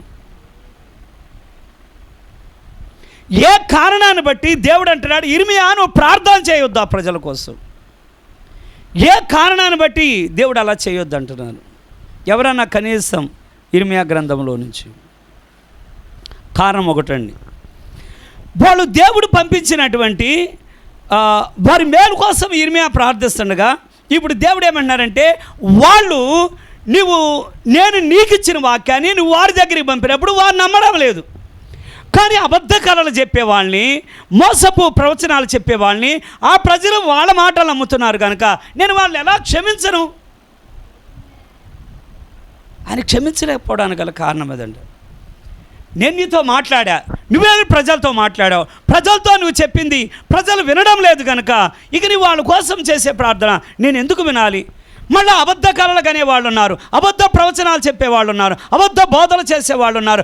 వారి మాటలు వాళ్ళు నమ్మేటప్పుడు నీ ప్రార్థన నేను వింటే ఆ బోధే మంచిది అనుకుంటారు.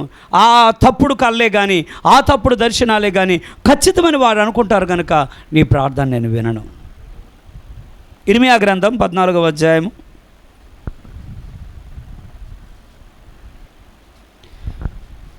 7 నుంచి అదంతా కనబడద్దు కానీ మనం ముఖ్యమైనది చూద్దామండి. 14వ వచనాన్ని చూద్దామండి.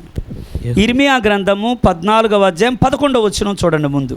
మరియు యెహోవా నాతో ఇట్లనెను, వారికి మేలు కలుగునట్లు ఈ ప్రజల నిమిత్తము ప్రార్థన చేయకుము. అసలు ఏంటి విధానం గమనించండి.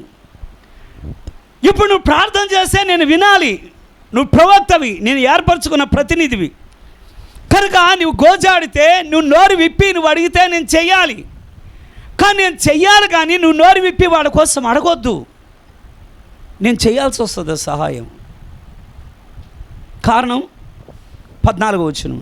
యెహోవా నాతో ఇట్లనెను, ప్రవక్తలు నా నామమును బట్టి అబద్ధమును ప్రకటించుచున్నారు. ఇప్పుడు గమనించండి, ఇర్మియా యెహోవా ఇలాగ సెలవిస్తున్నాడంటే వాళ్ళు కూడా వచ్చేయమంటున్నారంటే అనుకరణ చేయువారు బయలుదేరి యెహోవా ఎలాగ సెలవిస్తున్నారు, ఇర్మియా చెప్పింది ఖచ్చితం కాదు, మేము చెప్పిందే ఖచ్చితం అంటనగా అప్పుడు దేవుడు పంపిన వాళ్ళు కాకుండా వేరొకరు వచ్చి చెప్పిన మాటలు ప్రజలు వాళ్ళు అమాయకంగా వింటున్నారు. వాటికే అంటే దానికి ఎలా ఉందంటే ఆ మాటలు వీళ్ళకి వినసొంపుగా ఉన్నాయి. చాలా జాగ్రత్త అండి. మనం ద్వితీయోపదేశకాండం 13లో మనం చూసాం. అక్కడ ఏమంటే ఎవడైనా కలలుగను వాడే కానీ మీ మధ్యలో ప్రవక్తే కానీ అక్కడ ఆ కార్యం జరుగుతుంది, ఇక్కడ ఈ కార్యం జరుగుతుంది అన్నప్పుడు అవి జరిగినా కూడా అలాంటి తప్పుడు కార్యాల దగ్గరికి మీరు పోవద్దు. ఉందా లేదా? ద్వితీయోపదేశకాండం 13లో ఈ రోజున చాలామంది సంఘాల్లోకి వచ్చేవాడికి బయటకు వచ్చేవాడికి వాళ్ళు ఎంత భయంకరమైన కళ్ళ చెప్తారు, భయంకరమైన దర్శనాలు చెప్తారు. వాళ్ళు చెప్తుంటే ఒకవేళ గనక అవగాహన లేనివాడయ్యాడా వాళ్ళ మాటల చేత మైండ్ అంతా పాడైపోద్ది. దయచేసి దేవుడిచ్చినటువంటి మాట కాకుండా ఏ అబద్ధపు మాటను మీ దగ్గరికి రానివ్వద్దు. ఆమేన్. ఇక్కడ ఆయన ఏమన్నారంటే నీవు వాళ్ళ కోసం ప్రార్థన చేసినా నేను వినను. ఇప్పుడు మరొక ప్రవక్త, ఇప్పుడు ప్రవక్తలోని చూడండి, అక్కడ మోషే విజ్ఞాపన చేశాను, అబ్రహాం విజ్ఞాపన చేసినా లేదా? అబ్రహాము విజ్ఞాపన చేశాను దేని కొరకు? లోతు కోసం, లోతు కుటుంబ క్షేమం కోసం. మరి అబ్రహాము లోతు కుటుంబం కోసం చేశాను, మోషే ఇశ్రాయేలు ప్రజల కోసము. ఆమేన్. మరలా అదేవిధంగా మిరియాము కోసం కూడా చేశాను. 7 రోజులు ఆమె శిక్షణ అనుభవించింది. మరలా ఇక్కడ సమూయేలు ప్రజల కోసం చేశాను, సౌలు కోసం చేశాను. ఇక్కడ ఇర్మియా ప్రజల కోసం, రాజు కొరకు చేశాను. ఆమేన్. ఒకవేళ దేవుడు ఎలాగో వద్దంటున్నాడు నేనేమీ చేయనని వాళ్ళు అలాగ ఉండలేరు. నాకెందుకు వచ్చింది, ఎవరి కర్మ వాళ్ళదండి. సహజంగా మనం అంటాం ఎవరి కర్మ వాళ్ళది, వాళ్ళు అనుభవిస్తారులే, నేను ప్రేయర్ చేయను అనడానికి వీలు లేదు. చేసి తీరుతానే ఉండాలి. ఆమేన్. ఇప్పుడు దేవుడు ఒక దర్శనాన్ని చూపిస్తున్నాడు. దేవుడు చూపించేటువంటి దర్శనం అక్కడ పచ్చని గడ్డి అలాగా ఉన్నది, నేలంతా కూడా మంచి పశువులకు కావలసినటువంటి గడ్డి ఎలా ఉంటుందో అలాగా ఉన్నది, మంచి చెట్లుగా ఉన్నాయి. అవన్నీ అలా కనబడగానే ఒక్కసారిగా మిడతల దండి ఎలాగ వచ్చిందండి. మిడతల దండి వచ్చి ఇలా తిరివేయడం ప్రారంభిస్తున్నది. ఒక పక్క నుంచి తినుకుంటూ వెళ్తుంటే అర్థమైపోయింది దేవుడి దర్శనం ఎందుకు చూపుతున్నాడు. ప్రభువా, యాకోబు కొద్ది జనాంగము కలిగిన వాడు, కొద్ది జనాంగము కలిగిన యాకోబుని తుడిచిపెట్టవద్దయ్యా. యాకోబు అంటే ఇశ్రాయేలుడు. ఆ కొద్ది జనాంగం కలిగినటువంటి యాకోబు జనాంగాన్ని దయచేసి తుడిచిపెట్టవద్దు ప్రభువా. ప్రభువా, నీ జనుల యందు కనికరం చూపయ్యా. వారి పితరులతో నీవు వాగ్దానం చేశావు కదా ప్రభువా. అబ్రాహాము, ఇస్సాకు, యాకోబులతో చేసిన వాగ్దానాన్ని బట్టి ఆ జనాంగాన్ని బ్రతకనివ్వు ప్రభువా అనగానే ప్రభువా అనంట. సరే, నేను వాళ్ళని క్షమిస్తున్నాను, నువ్వు నాకు మొరపెట్టావు, నేను వాళ్ళని క్షమిస్తున్నాను. మరలా దేవుడు దర్శనం ఇస్తున్నారు. అయితే ఇది తీవ్రంగా ఉంది. కారణం ఏంటంటే ఇప్పుడు ప్రవక్త ప్రజల కోసం ప్రార్థించడం జరిగింది. ప్రార్థన అయిపోయిన తర్వాత పరిస్థితులు బాగున్నాయి కానీ స్వభావం మారడంలా. పరిస్థితి బాగుంది కానీ వాళ్ళు మార్పు రాకుండా ఆ కాలంలో ఉన్నటువంటి యాజకులు ఉన్నారు. ఆ కాలంలో ఉన్నటువంటి యాజకుల యొక్క మాటల చేత వాళ్ళు మోసగించబడుతున్నారు. ఇప్పుడు మళ్ళా దేవుడు ఇంకో దర్శనం చూపిస్తున్నాడు. మొన్న నేను చూపిస్తే నువ్వు అడ్డుపడ్డావు కదా, ఇప్పుడు నేను చూపిస్తున్నానని ఒక్కసారిగా మొత్తం ఎక్కడో అగాధ జలం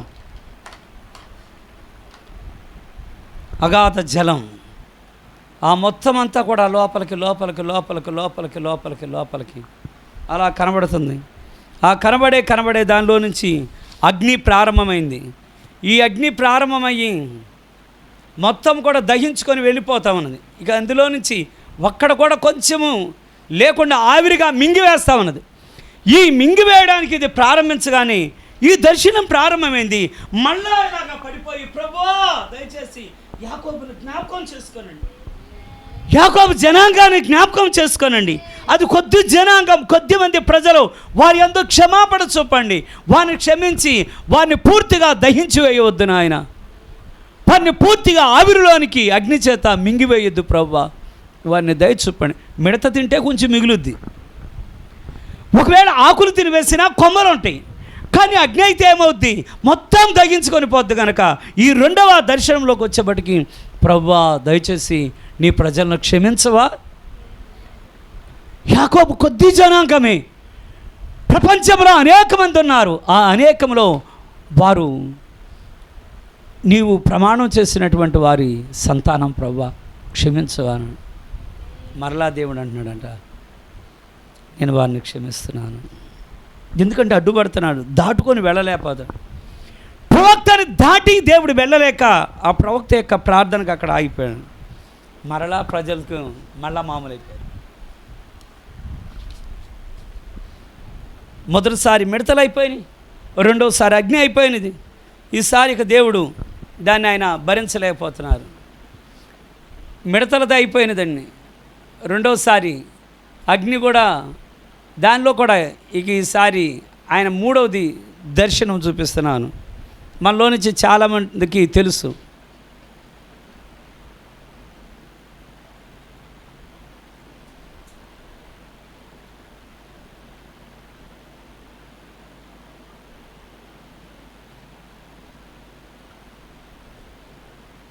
మట్టపు గుండు, పైనుంచి గోడ తిన్నగా ఉందో లేదో ఒక్కసారి దారంతో అలా వదిలేస్తే ఇది బరువు వల్ల దారం తిన్నగా పడుద్ది. అప్పుడు గోడ సరిగా ఉందో లేదో ఇలా కొలుస్తారు. ఇలాగా మట్టపు గుండు ఇలా పెట్టుకుంటూ వెళ్తాడు రాడుతో. ఇలా ఎప్పుడైతే వాళ్ళు దాన్ని ఇలా తీసుకొని వెళ్తాడు, వంకర్లన్నీ తెలిసిపోతాయి. ఇప్పుడు పైన ప్రభువు నిలబడ్డారు. ఇప్పుడు ఆయన అంటున్నాడు, ఆమోసు ఇప్పుడు ఇక నువ్వు అడ్డుపడొద్దు. దేనికంటే నా ప్రజల దగ్గర నేను వారిని మట్టపు గుండు వేయుచున్నాను. నేను వాటిని వేయించుండగా ఏవేవి వంకరలుగా ఉన్నవో ఆ వంకరలు తొలగించినట్లుగా అసలు ఈ జనాంగం ఇలాగ అవ్వడానికి గల కారణం ఎవరో ఆ కుటుంబాన్ని నేను కొట్టేస్తాను. మరి ఆ ప్రజల మార్గం తప్పిపోవడానికి గల కారణం ఎవరు? యెరోబాము యొక్క కుటుంబం. యెరోబాము. కాబట్టి యెరోబాము యొక్క కుటుంబం ఈ ప్రజల్ని వారి తప్పు మార్గంలో నడిపించడమే కాక అసలు వాళ్ళు ఆ ఎద్దులను పెట్టి వాటన్నింటిని కూడా కారకులైంది వారి గనక ఆ జనాంగాన్ని బ్రతకనివ్వను. ఆమోసు ప్రవక్త గ్రంథం, ఖడ్గం పట్టుకొని వాళ్ళని వదిలిచేస్తానంటున్నాడు ఆయన. అంటే మరణానికి నేను వాళ్ళని అప్పగించదును.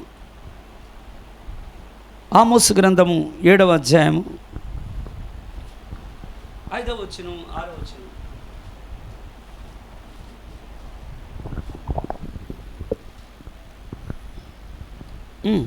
ఐదు చదువు. 7:5. 7:2 నేలను మొలిచిన పచ్చికంతయు అక్కడ మిడతలను ప్రభువు చూపించారు. 7:4 అగ్ని. ఇక్కడ 7:7 ఇక్కడ ఆయన గోడ మీద నిలబడి మరియు యెహోవా తాను మట్టపు గుండు చేత పట్టుకొని గుండు పెట్టి చక్కగా కట్టబడిన యొక్క గోడ మీద నిలువబడి ఇట్లు దర్శన రీతిగా నాకు కనపరచును. యెహోవా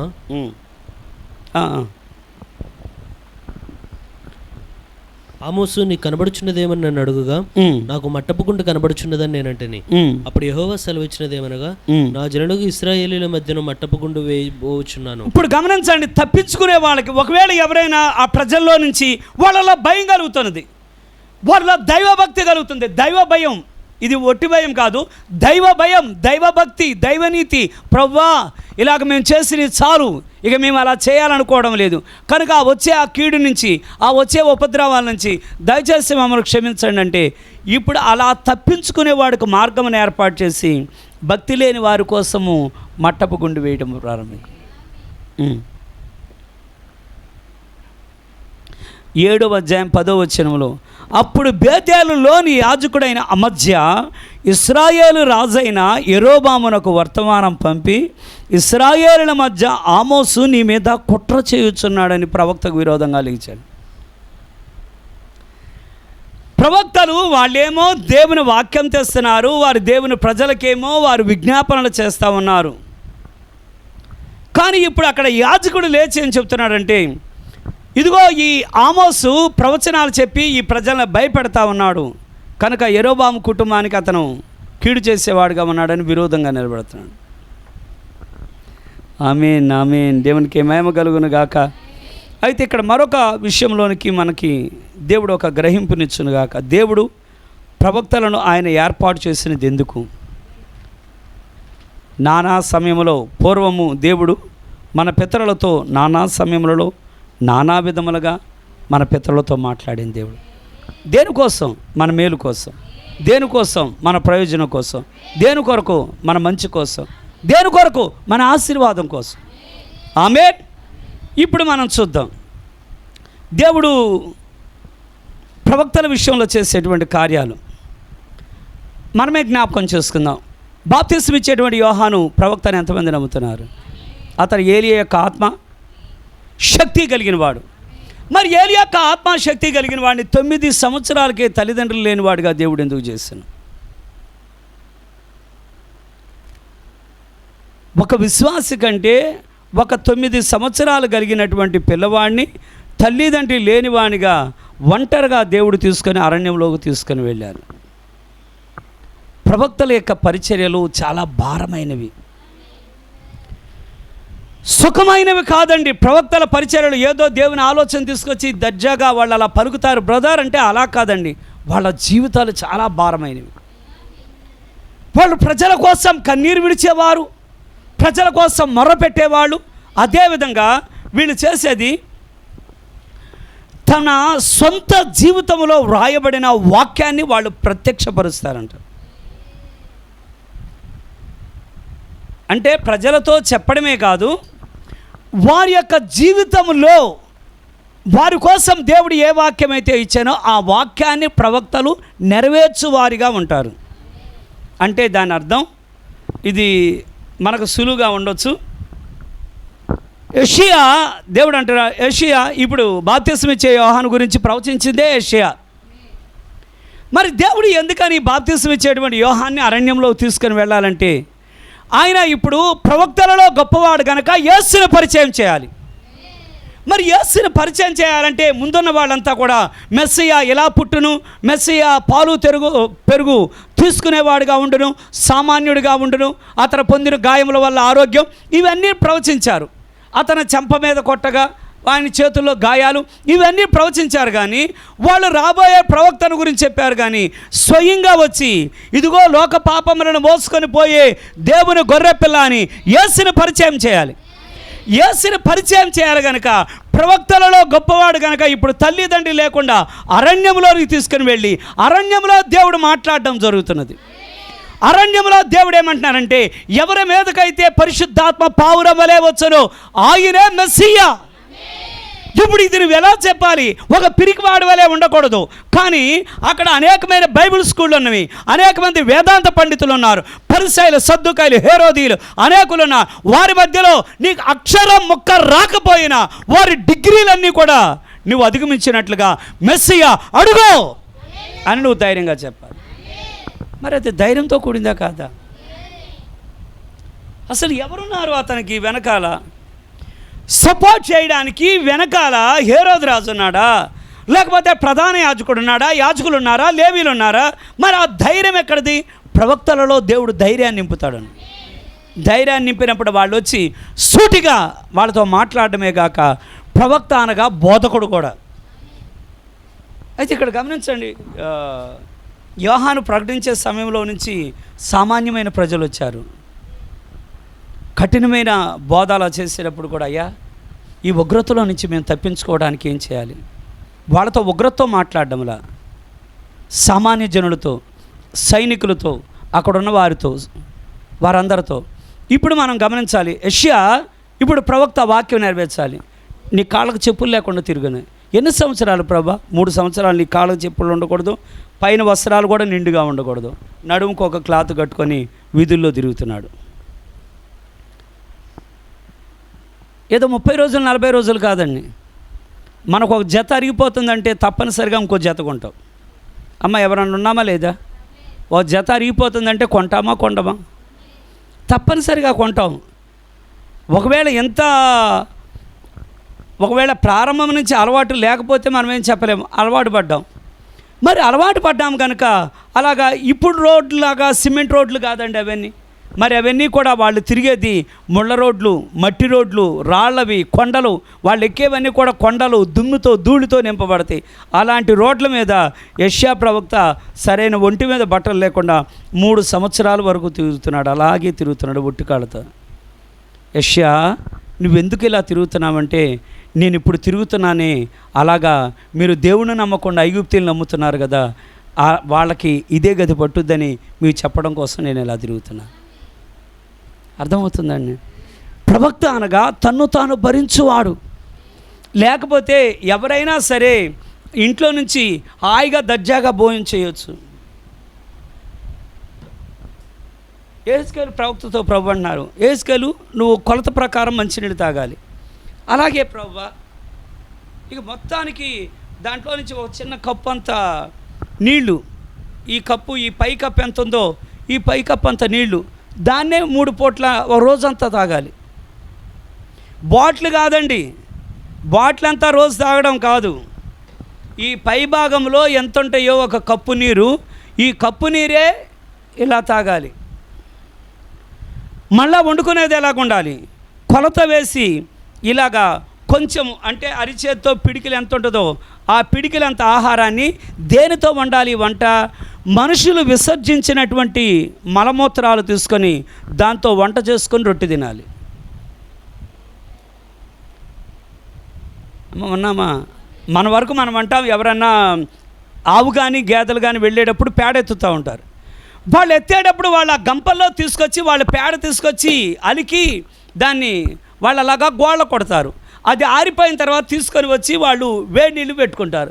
కానీ దేవుడు ఏమన్నారంటే, మనుషుని యొక్క మలం తీసుకొని దానితో నువ్వు ఎండబెట్టి దాన్ని నువ్వు తయారు చేసి వంట చేసి దానిలో కొలత ప్రకారమే ఎవరో రొట్టె తినాలి, కొలత ప్రకారమే నువ్వు నీళ్లు తాగాలి, నువ్వు ఇలాగే కొద్ది రోజుల వరకు నువ్వు ఇలా తినాలి. ప్రభువా, నేను ఎప్పుడు కూడా అపవిత్రమైన దాన్ని ముట్టుకోలేదు ప్రభువా.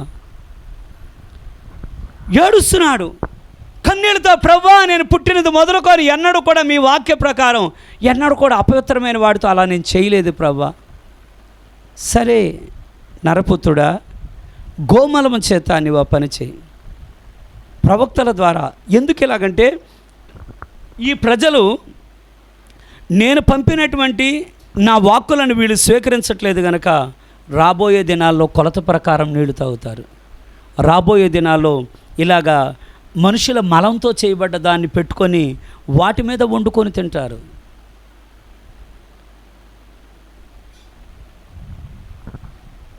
యెహెజ్కేలు గ్రంథము, వాళ్ళు వాక్యాన్ని నెరవేరుస్తున్నారండి. వాక్యం చివరికి వస్తున్నాను. 4వ అధ్యాయము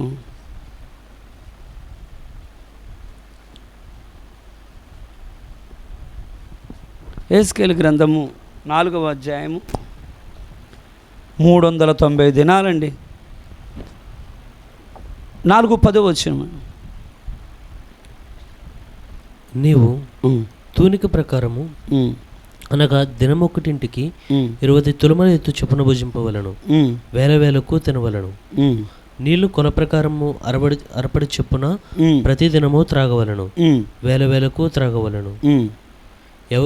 ఎవల అప్పములు చేసి వారు చూచుండగా దాని ప్రజలందరూ చూసేటట్లుగా దానిని మనుష్య మలముతో కాల్చి భుజింపవలను.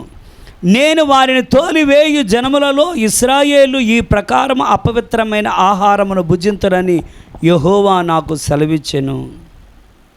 అది అతని కోసం కాదు. ఓ ప్రజలారా, దేవుని యొక్క వాక్యాన్ని మీరు నెట్టివేస్తున్నారు కనుక మిమ్మల్ని అందరినీ కూడా దేవుడు ఒక చోటకు అప్పగించబోతున్నారు.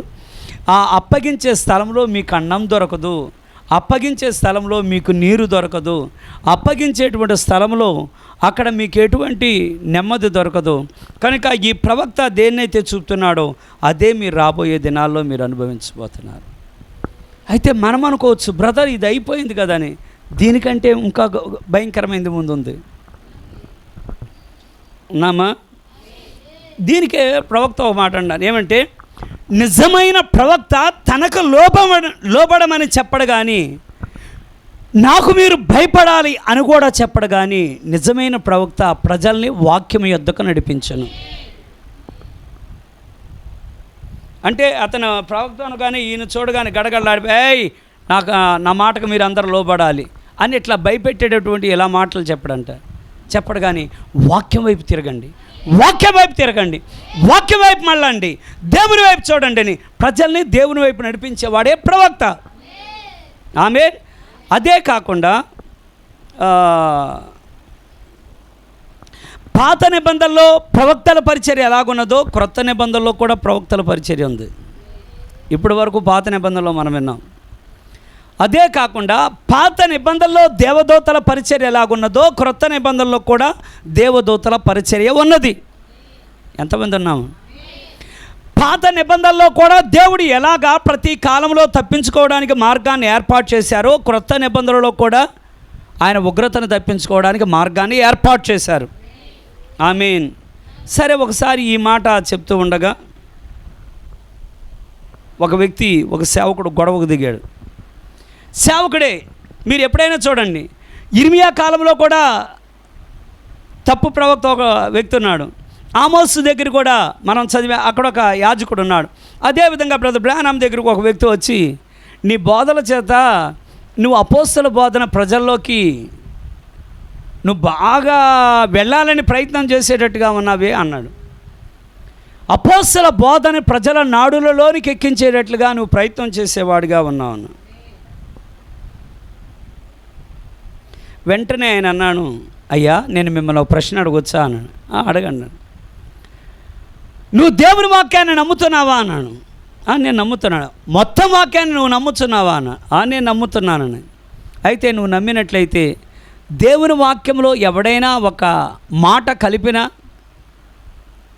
వాక్యంలో నుంచి ఎవడైనా తీసివేసినా, మరి వానికి ఈ గ్రంథంలో రాయబడ్డ తెగుళ్ళు వానికి కలుగుతాయి అని దేవుడు తన వాక్యంలో చెప్పిన కదా అన్నాడు. ఒకవేళ దానిలో నుంచి తీసివేసిన వానికి రాబోయే జీవగ్రంథంలో కానీ పట్టణంలో కానీ వాడిని పాలు పంపులు లేకుండా చేస్తానని దేవుడు చేసిన అన్నాడు. అయితే ఒకటి, దేవునికి స్తోత్రం. అమ్మ మీరు ఉన్నారా? అపోస్తలుల యుగమునకు పరిచయకర్త ఎవరు?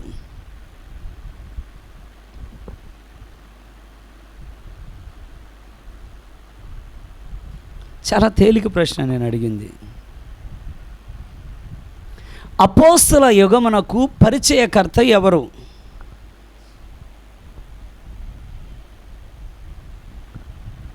అమ్మ ఉన్నారా? సరే సరే సరే. అసలు చాలామంది చెప్తారు అనుకున్నా నేను.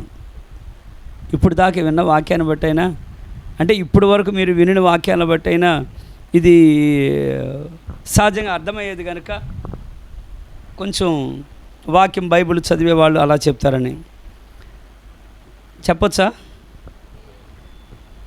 మీరు మారు మనసు పొంది ప్రభు అయిన యేసుక్రీస్తు నామమున బాప్తిసం పొందుడని ఫస్ట్ చెప్పింది ఎవరని? అపోస్తలుడైన పేతురు కదా.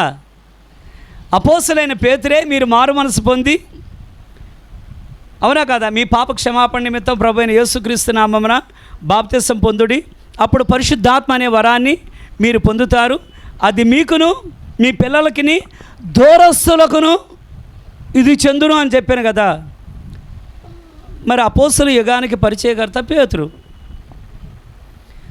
అయితే ఇప్పుడు ఈయన ఒక ప్రశ్న అడుగుతున్నాడు, నువ్వు అపోస్తల బోధన ప్రజల్లోకి ఎక్కించాలని నువ్వు ప్రయత్నిస్తున్నావు కదంటే, సహోదరా నేను నిన్నొక్క ప్రశ్న అడుగుతున్నాను. అదేమనంటే, అపోస్తల యుగం ఎక్కడ ప్రారంభమైందో బైబిల్ చెప్పబడుతున్నది, అపోస్తల యుగం ఎక్కడ ముగించబడ్డదో బైబిల్లో నుంచి నాతో చెప్పు. మరి చెప్పాలి కదా, ప్రజలుగా చెప్పొద్దు అంటున్నావు ఒక్కడిగా ప్రజలకి అపోస్తల యొక్క బోధ నువ్వు చెప్పవద్దంటున్నావు. చెప్పవద్దన్నప్పుడు అసలు బోధ ఎక్కడ ప్రారంభమైందో, అపోస్తల ద్వారా ఎలాగా బ్యాప్టిజం చెప్పబడ్డదో, అపోస్తల ద్వారా క్రమం ఎక్కడ చెప్పబడ్డదో ఇవన్నీ ఉన్నాయి కదా. అపోస్తల యుగం అయిపోయింది అని ఎక్కడైనా ఒక్క చోట ఉంటే నాతో చెప్పు, అప్పుడు నీ మాట నేను అంగీకరిస్తా. అపోస్తల యుగం ఇంకా కొనసాగుతూనే ఉన్నది. అపోస్తల యుగం అయిపోవాలంటే పరిశుద్ధాత్ముడు లేనట్టే. ఎందుకంటే అపోస్తల కార్యములంటే అపోస్తలలో ఉన్న దేవుడు, అపోస్తలలో ఉన్న పరిశుద్ధాత్ముడు. ఇప్పుడు మన మధ్యలో ఉన్నవాడు కూడా పరిశుద్ధాత్ముడే. మనకు మార్గాన్ని ఏర్పాటు చేసింది కూడా పరిశుద్ధాత్ముడే. దేవునికి మహిమ కలుగును గాక. ఇప్పుడు అప్పుడే టైం దాటిపోయింది. అయితే ఈ చివరి మాట విందాం. అమ్మా, ఇప్పటి వరకు మీకు వాక్యం అర్థమైందా? ప్రవక్త చేసే పనేమి? దేవుని యొక్క ఆలోచన తీసుకొని వ్యక్తపరచువాడు. మరి అదేవిధంగా దేవుని యొక్క పాదాల దగ్గర ప్రజల కోసం విజ్ఞాపన చేయవాడు. ఆ విధంగానే ప్రజలను వాక్యం వైపు తిప్పేవాడే కానీ తన వైపు తిప్పుకునేవాడు కాదు. అలాగా కాకుండా ఇప్పుడు మరొక పని చేయబోతున్నాడు. క్రొత్త నిబంధనలో ప్రవక్తలు ఉన్నారంటే క్రొత్త నిబంధనలో కూడా ప్రవక్తలు ఉన్నారు. అపోస్తల కార్యం 11వ అధ్యాయము, అపోస్తలుల కార్యము 11వ అధ్యాయము. క్రొత్త నిబంధనలో ప్రవక్తలు ఉన్నారనటానికి చక్కని కావలసినటువంటి ఆధారం ఇక్కడ.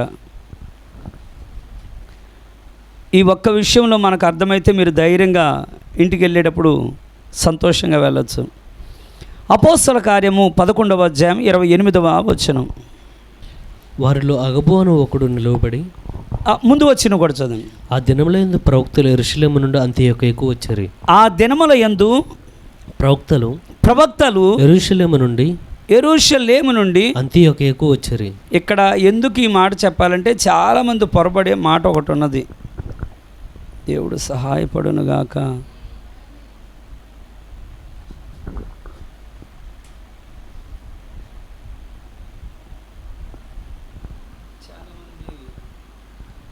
ప్రజల్ని ఆ వాక్యం వైపు చూడనివ్వడం లేదా. ఒక్క వాక్యం వైపు చూస్తే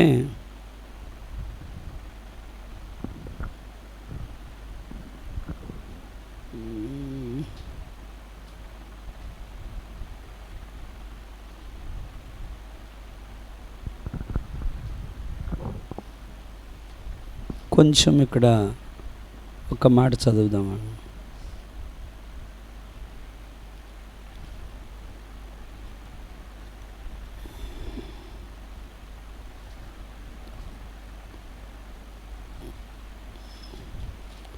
లూకాసు వార్త 16వ అధ్యాయము. అంటే ప్రజల్ని ఎలాగా తప్పుడు బోధలతో మోసం చేసే మాట. వాళ్ళు కళ్ళు తెరవట్లా, కళ్ళు తెరిసే వాళ్ళు కూడా తెరవనివ్వట్లేదు వాళ్ళు. లూకాసు వార్త 16. నోట్ చేసుకోండి దయచేసి, ఆ వాక్యం నోట్ చేసుకోండి. ఒకవేళ ఈ రోజున కూడా ఒక వ్యక్తి అదే అన్నాడు, పాత నిబంధనలో దూతలు ఉన్నట్లుగా ఈ రోజున ఎక్కడ దూతలు లేవు అన్నాడు. సహోదరుడు నువ్వు ఎక్కడ చూసావు అన్నాడు. అని అనగానే పాత నిబంధనలోనే దూతలు అన్నారు, నువ్వు మాట్లాడితే దూత దూత దూత దూత అంటున్నావు ఏంటి బ్రదర్ అన్నాడు. అదేంటి బ్రదర్, పాత నిబంధనలో దూతలు ఉంటే కొత్త నిబంధనలో లేరా అన్నాడు. ఎక్కడున్నారన్న. మరి కన్యమరీ దగ్గరకు వచ్చినప్పుడు దూత ఏంటంటే పరిశుద్ధాత్మ రానంత వరకు కూడా దూతలు ఉన్నారన్నాడు. పరిశుద్ధాత్మ రానంత వరకు కూడా దూతలు ఉన్నారంటే మరి పౌలు దగ్గరకు వచ్చింది ఎవరు? మరి ఫిలిప్పుని అరణ్యం దగ్గర నడిపించింది ఎవరు? పేతురు దగ్గరకు వచ్చింది ఎవరు? ఇప్పుడు అదేవిధంగా ఇప్పుడు వాళ్ళు ఏమంటున్నారంటే ఇప్పుడు ఎవరో ప్రవక్తలు లేరు ఈ క్రొత్త నిబంధనలో అంటున్నారు అని ఈ వాక్యం చూపించగానే మిగతా వాళ్ళు కూడా నిజమే ఇక్కడ ఇలాగే ఉంది, మరి ఎందుకని ఇలాగంటున్నారని ప్రజల తప్పుదారిని పట్టిస్తున్నారు. లూకాసు వార్త 16వ అధ్యాయము 16వ వచనం. దయచేసి ప్రతి ఒక్కరు చూద్దామండి. యోహాను కాలం వరకు ధర్మశాస్త్రమును ప్రవక్తలను ఉండిరి.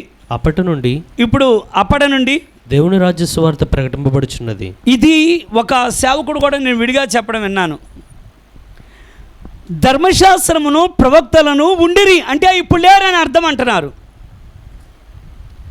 పాత నిబంధనలోనే ధర్మశాస్త్రం ఉన్నది, పాత నిబంధనలోనే ప్రవక్తలు ఉన్నారు, క్రొత్త నిబంధనలో లేరంటున్నారు.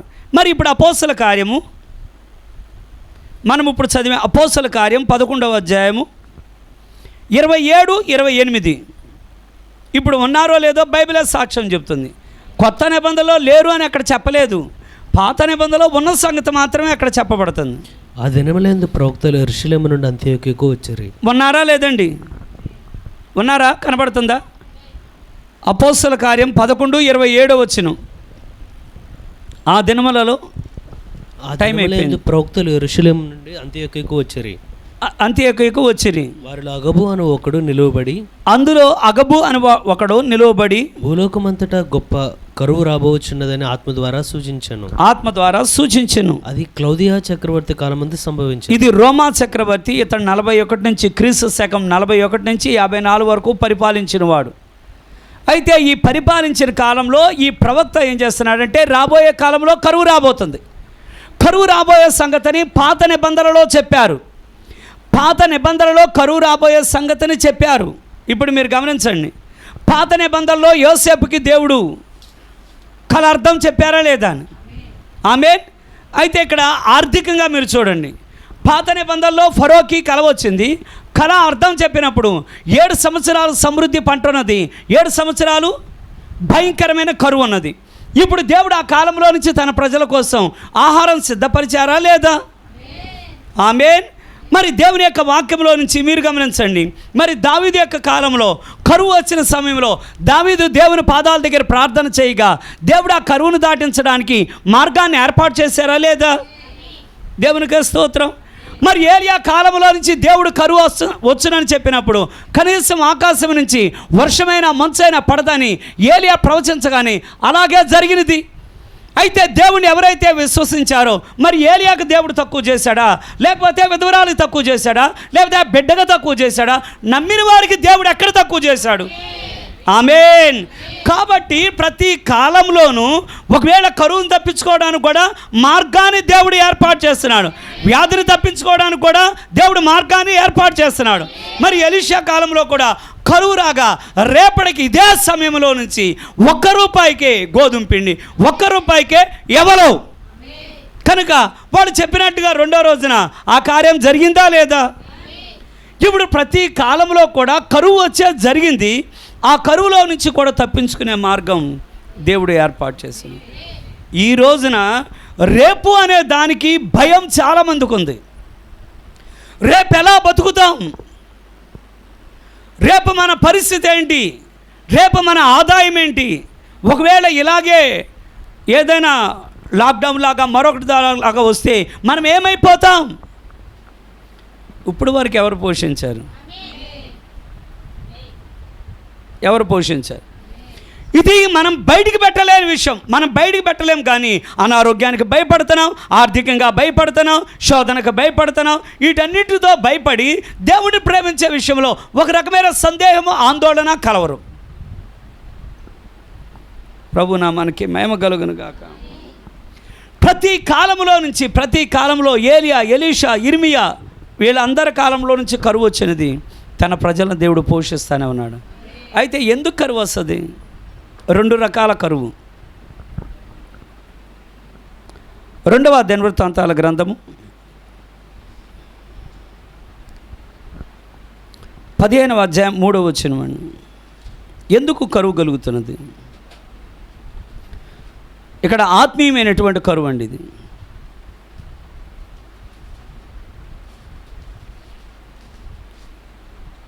తీసారా? నిజమైన దేవుడైనను ఉపదేశము చేయు యాజకులైనను ధర్మశాస్త్రమైనను చాలా దినములు ఇశ్రాయేలులకు లేకుండా పోవును.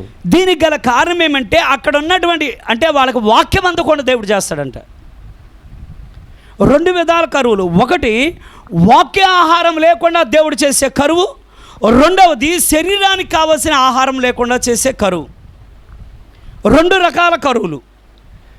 మొదటిది, ఒకవేళ శరీర సంబంధమైనటువంటి కరువుని దేవుడు ఎలాగైనా తీర్చి తన ప్రజలను పోషించగలడు. అయితే 2వ కరువు ప్రజలు, ఆమోసు గ్రంథము 8వ అధ్యాయము 11వ వచనం. ఈ రెండింటిని జ్ఞాపకం చేసుకుని ఇప్పుడు చదివింది ఇది కూడా. 2వ దినవృత్తాంతాల 15:3, ఆమోసు 8:11 ఈ రెండు కూడా.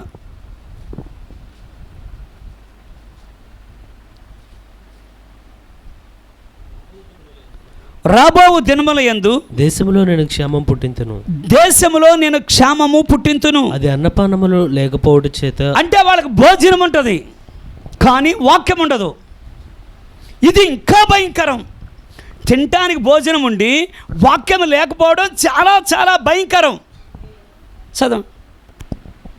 నేను క్షేమం పుట్టిందును, అది అన్నపానములు లేకపోవడం చేత కలుగు క్షేమము కాక. అన్నపానములు లేకపోవడం చేత కాక యెహోవా మాటను వినకపోవటం వలన కలుగు క్షేమంగా ఉండును. దేవుడి కోసం, దేవుడి వాక్యం కోసం అంట. ఎక్కడా దేవుడి వాక్యం ఎక్కడా, దేవుడి వాక్యం ఎక్కడా, దేవుడి వాక్యం ఎక్కడా, దేవుడి వాక్యమే. అసలు దేవుడి వాక్యంతో పనేముందా బ్రదర్? దేవుడి వాక్యంతో పనేముందా బ్రదర్? అంత అడగాల్సిన పనేమంటే మరి సౌలుకి ఏమైనా భోజనం తక్కువ? సౌలుకి ఏమైనా సైనికులు తక్కువ? సౌలుకి ఏమైనా రథాలు తక్కువ? అన్నీ ఉన్నాయి. కానీ అతని మీదకి వచ్చే శత్రువుని బట్టి తప్పించుకోవడానికి దేవుడు మాట్లాడతాడేమో. కళల ద్వారా మాట్లాడడంరా, దర్శనముల ద్వారా మాట్లాడడంరా. ప్రవక్త లేడు, ఊరిము తుమ్మిము ద్వారా లేడు. ఇప్పుడు కావాల్సింది ఏమంటే దేవుని వాక్యం, దేవుని వాక్యం, దేవుని వాక్యం, దేవుని వాక్యం. వాక్యం లేకపోతే మనల్ని బలపరిచేది ఎవరు?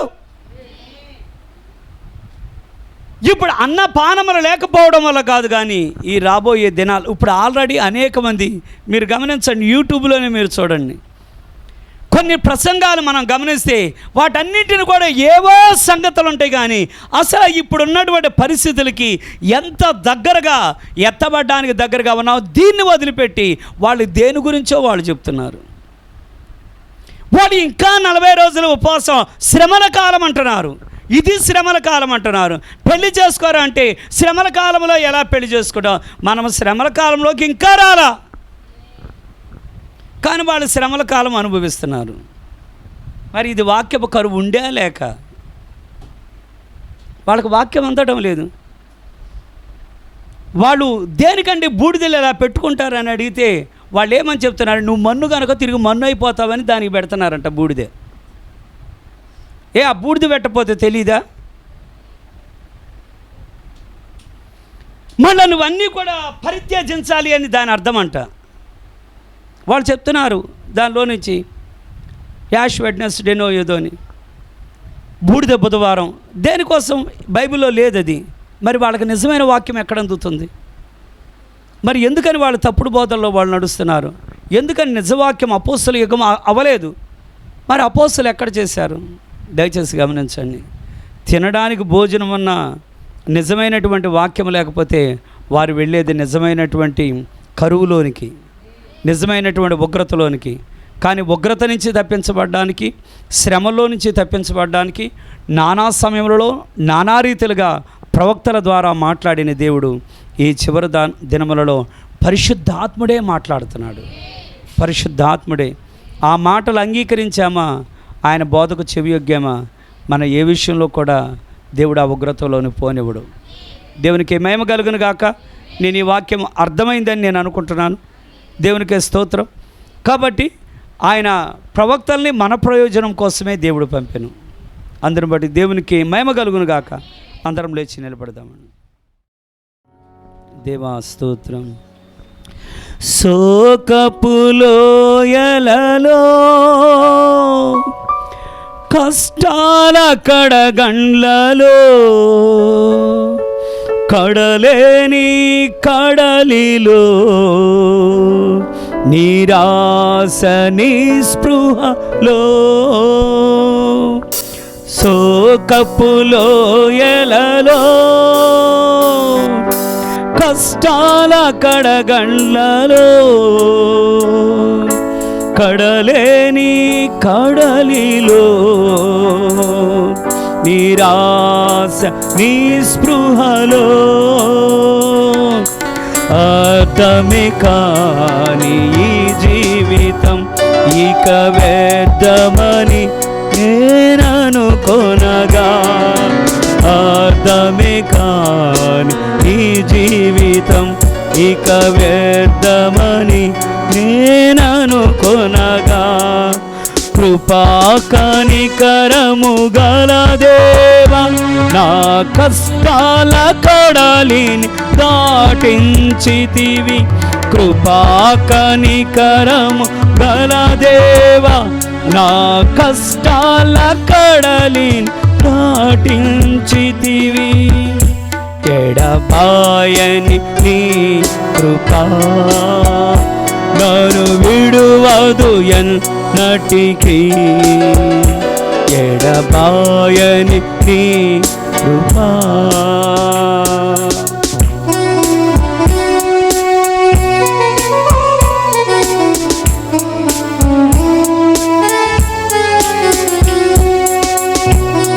దేవా, యుద్ధంలో వెనుదిరగనియవద్దయ్యా. ఏ కలవరపాట్లు గిద్యోన్ని కలవరపరచలేదు, యోషువాని కలవరపరచలేదు. స్తోత్రం.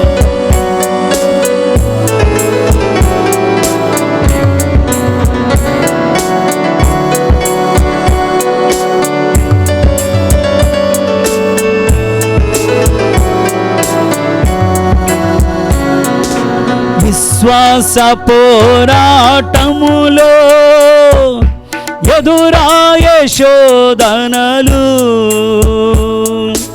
లోకాశాల జడిలో సడలితి విశ్వాసములో. విశ్వాస పోరాటములో వచ్చిన వారందరికీ ఎదురాయే శోధనలు, లోకాశాల జడిలో సడలితి విశ్వాసములో. దుష్టుల క్షేమము నే చూచి ఇక నీతి వ్యర్థమని అనుకొనగా.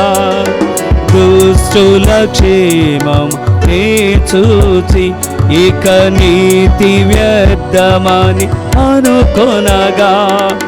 దీర్ఘ శాంతము గల దేవా, నా చేయి విడువక నడిపించితివి. దీర్ఘ శాంతము గల దేవా, నా చేయి విడువక నడిపించితివి. ఎడబాయని నీ కృపా నన్ను విడువదు ఎన్నటికీ. ఎడబాయని నీ కృపా నన్ను విడువదు ఎన్నటికీ. యేసయ్యా నీ ప్రేమానురాగం నన్ను కాయును అనుక్షణం. యేసయ్యా నీ ప్రేమానురాగం నన్ను కాయును అనుక్షణం. ఎడబాయని నీ కృపా.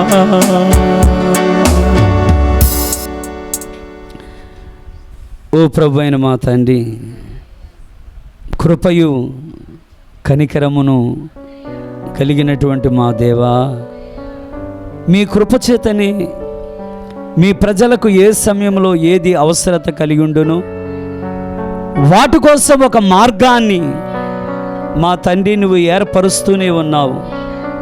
మీరు ఏర్పరిచినటువంటి మార్గములను కేవలం విశ్వసిస్తే చాలు అంటున్నారు, కేవలం నమ్మితే చాలు అంటున్నారు నాయన. ప్రభువా, ఇప్పటి వరకు వినిన వాక్యాన్ని బట్టి కేవలం నమ్మే హృదయం ఇవ్వండి. మీరు ఏర్పాటు చేసిన మార్గాన్ని మా తండ్రి, ఆ మార్గంలో మేము నడుచుచు మా తండ్రి స్వీకరించే హృదయాలు మాకు ఇవ్వండి. రాబోయేటువంటి ఆ ఉగ్రతలో నుండి తప్పించుకోవడానికి కూడా మీ ప్రియకుమారుడైన యేసుని మాకొక మార్గముగా మీరు ఉంచి ఉన్నారు. ఆయన ద్వారానే మీ సన్నిధికి మేము చేరగలమని, సంపూర్ణమైన విమోచన ప్రభువైన యేసు వల్లనేనని, సంపూర్ణమైన ప్రత్యక్షత ప్రభువైన యేసు వల్లనేనని తండ్రి మేము నమ్ముచున్నాము. ఓ తండ్రి, ఆ నమ్మికను మాలో ఒక్కరిలో కూడా తప్పిపోకుండా కాపాడండి. మా తండ్రి, పిరికితనము కానీ భయము కానీ ఇది ఎంత అనర్థము. అదేవిధంగా స్వబుద్ధిని ఆధారం చేసుకోవడం కూడా అంతే అనర్థమని మీ వాక్యం మాకు నేర్పుచుండగా, మా తండ్రి, మీ మీద మాత్రమే, మీ వాక్యం మీద మాత్రమే మీరు పంపినటువంటి మీ వాక్కులను, మీ ఆత్మను నమ్ముచు ప్రతి శోధనలో కూడా నిశ్చింత కలిగిన వారిగా ఉండుటకు తండ్రి దయచూపండి.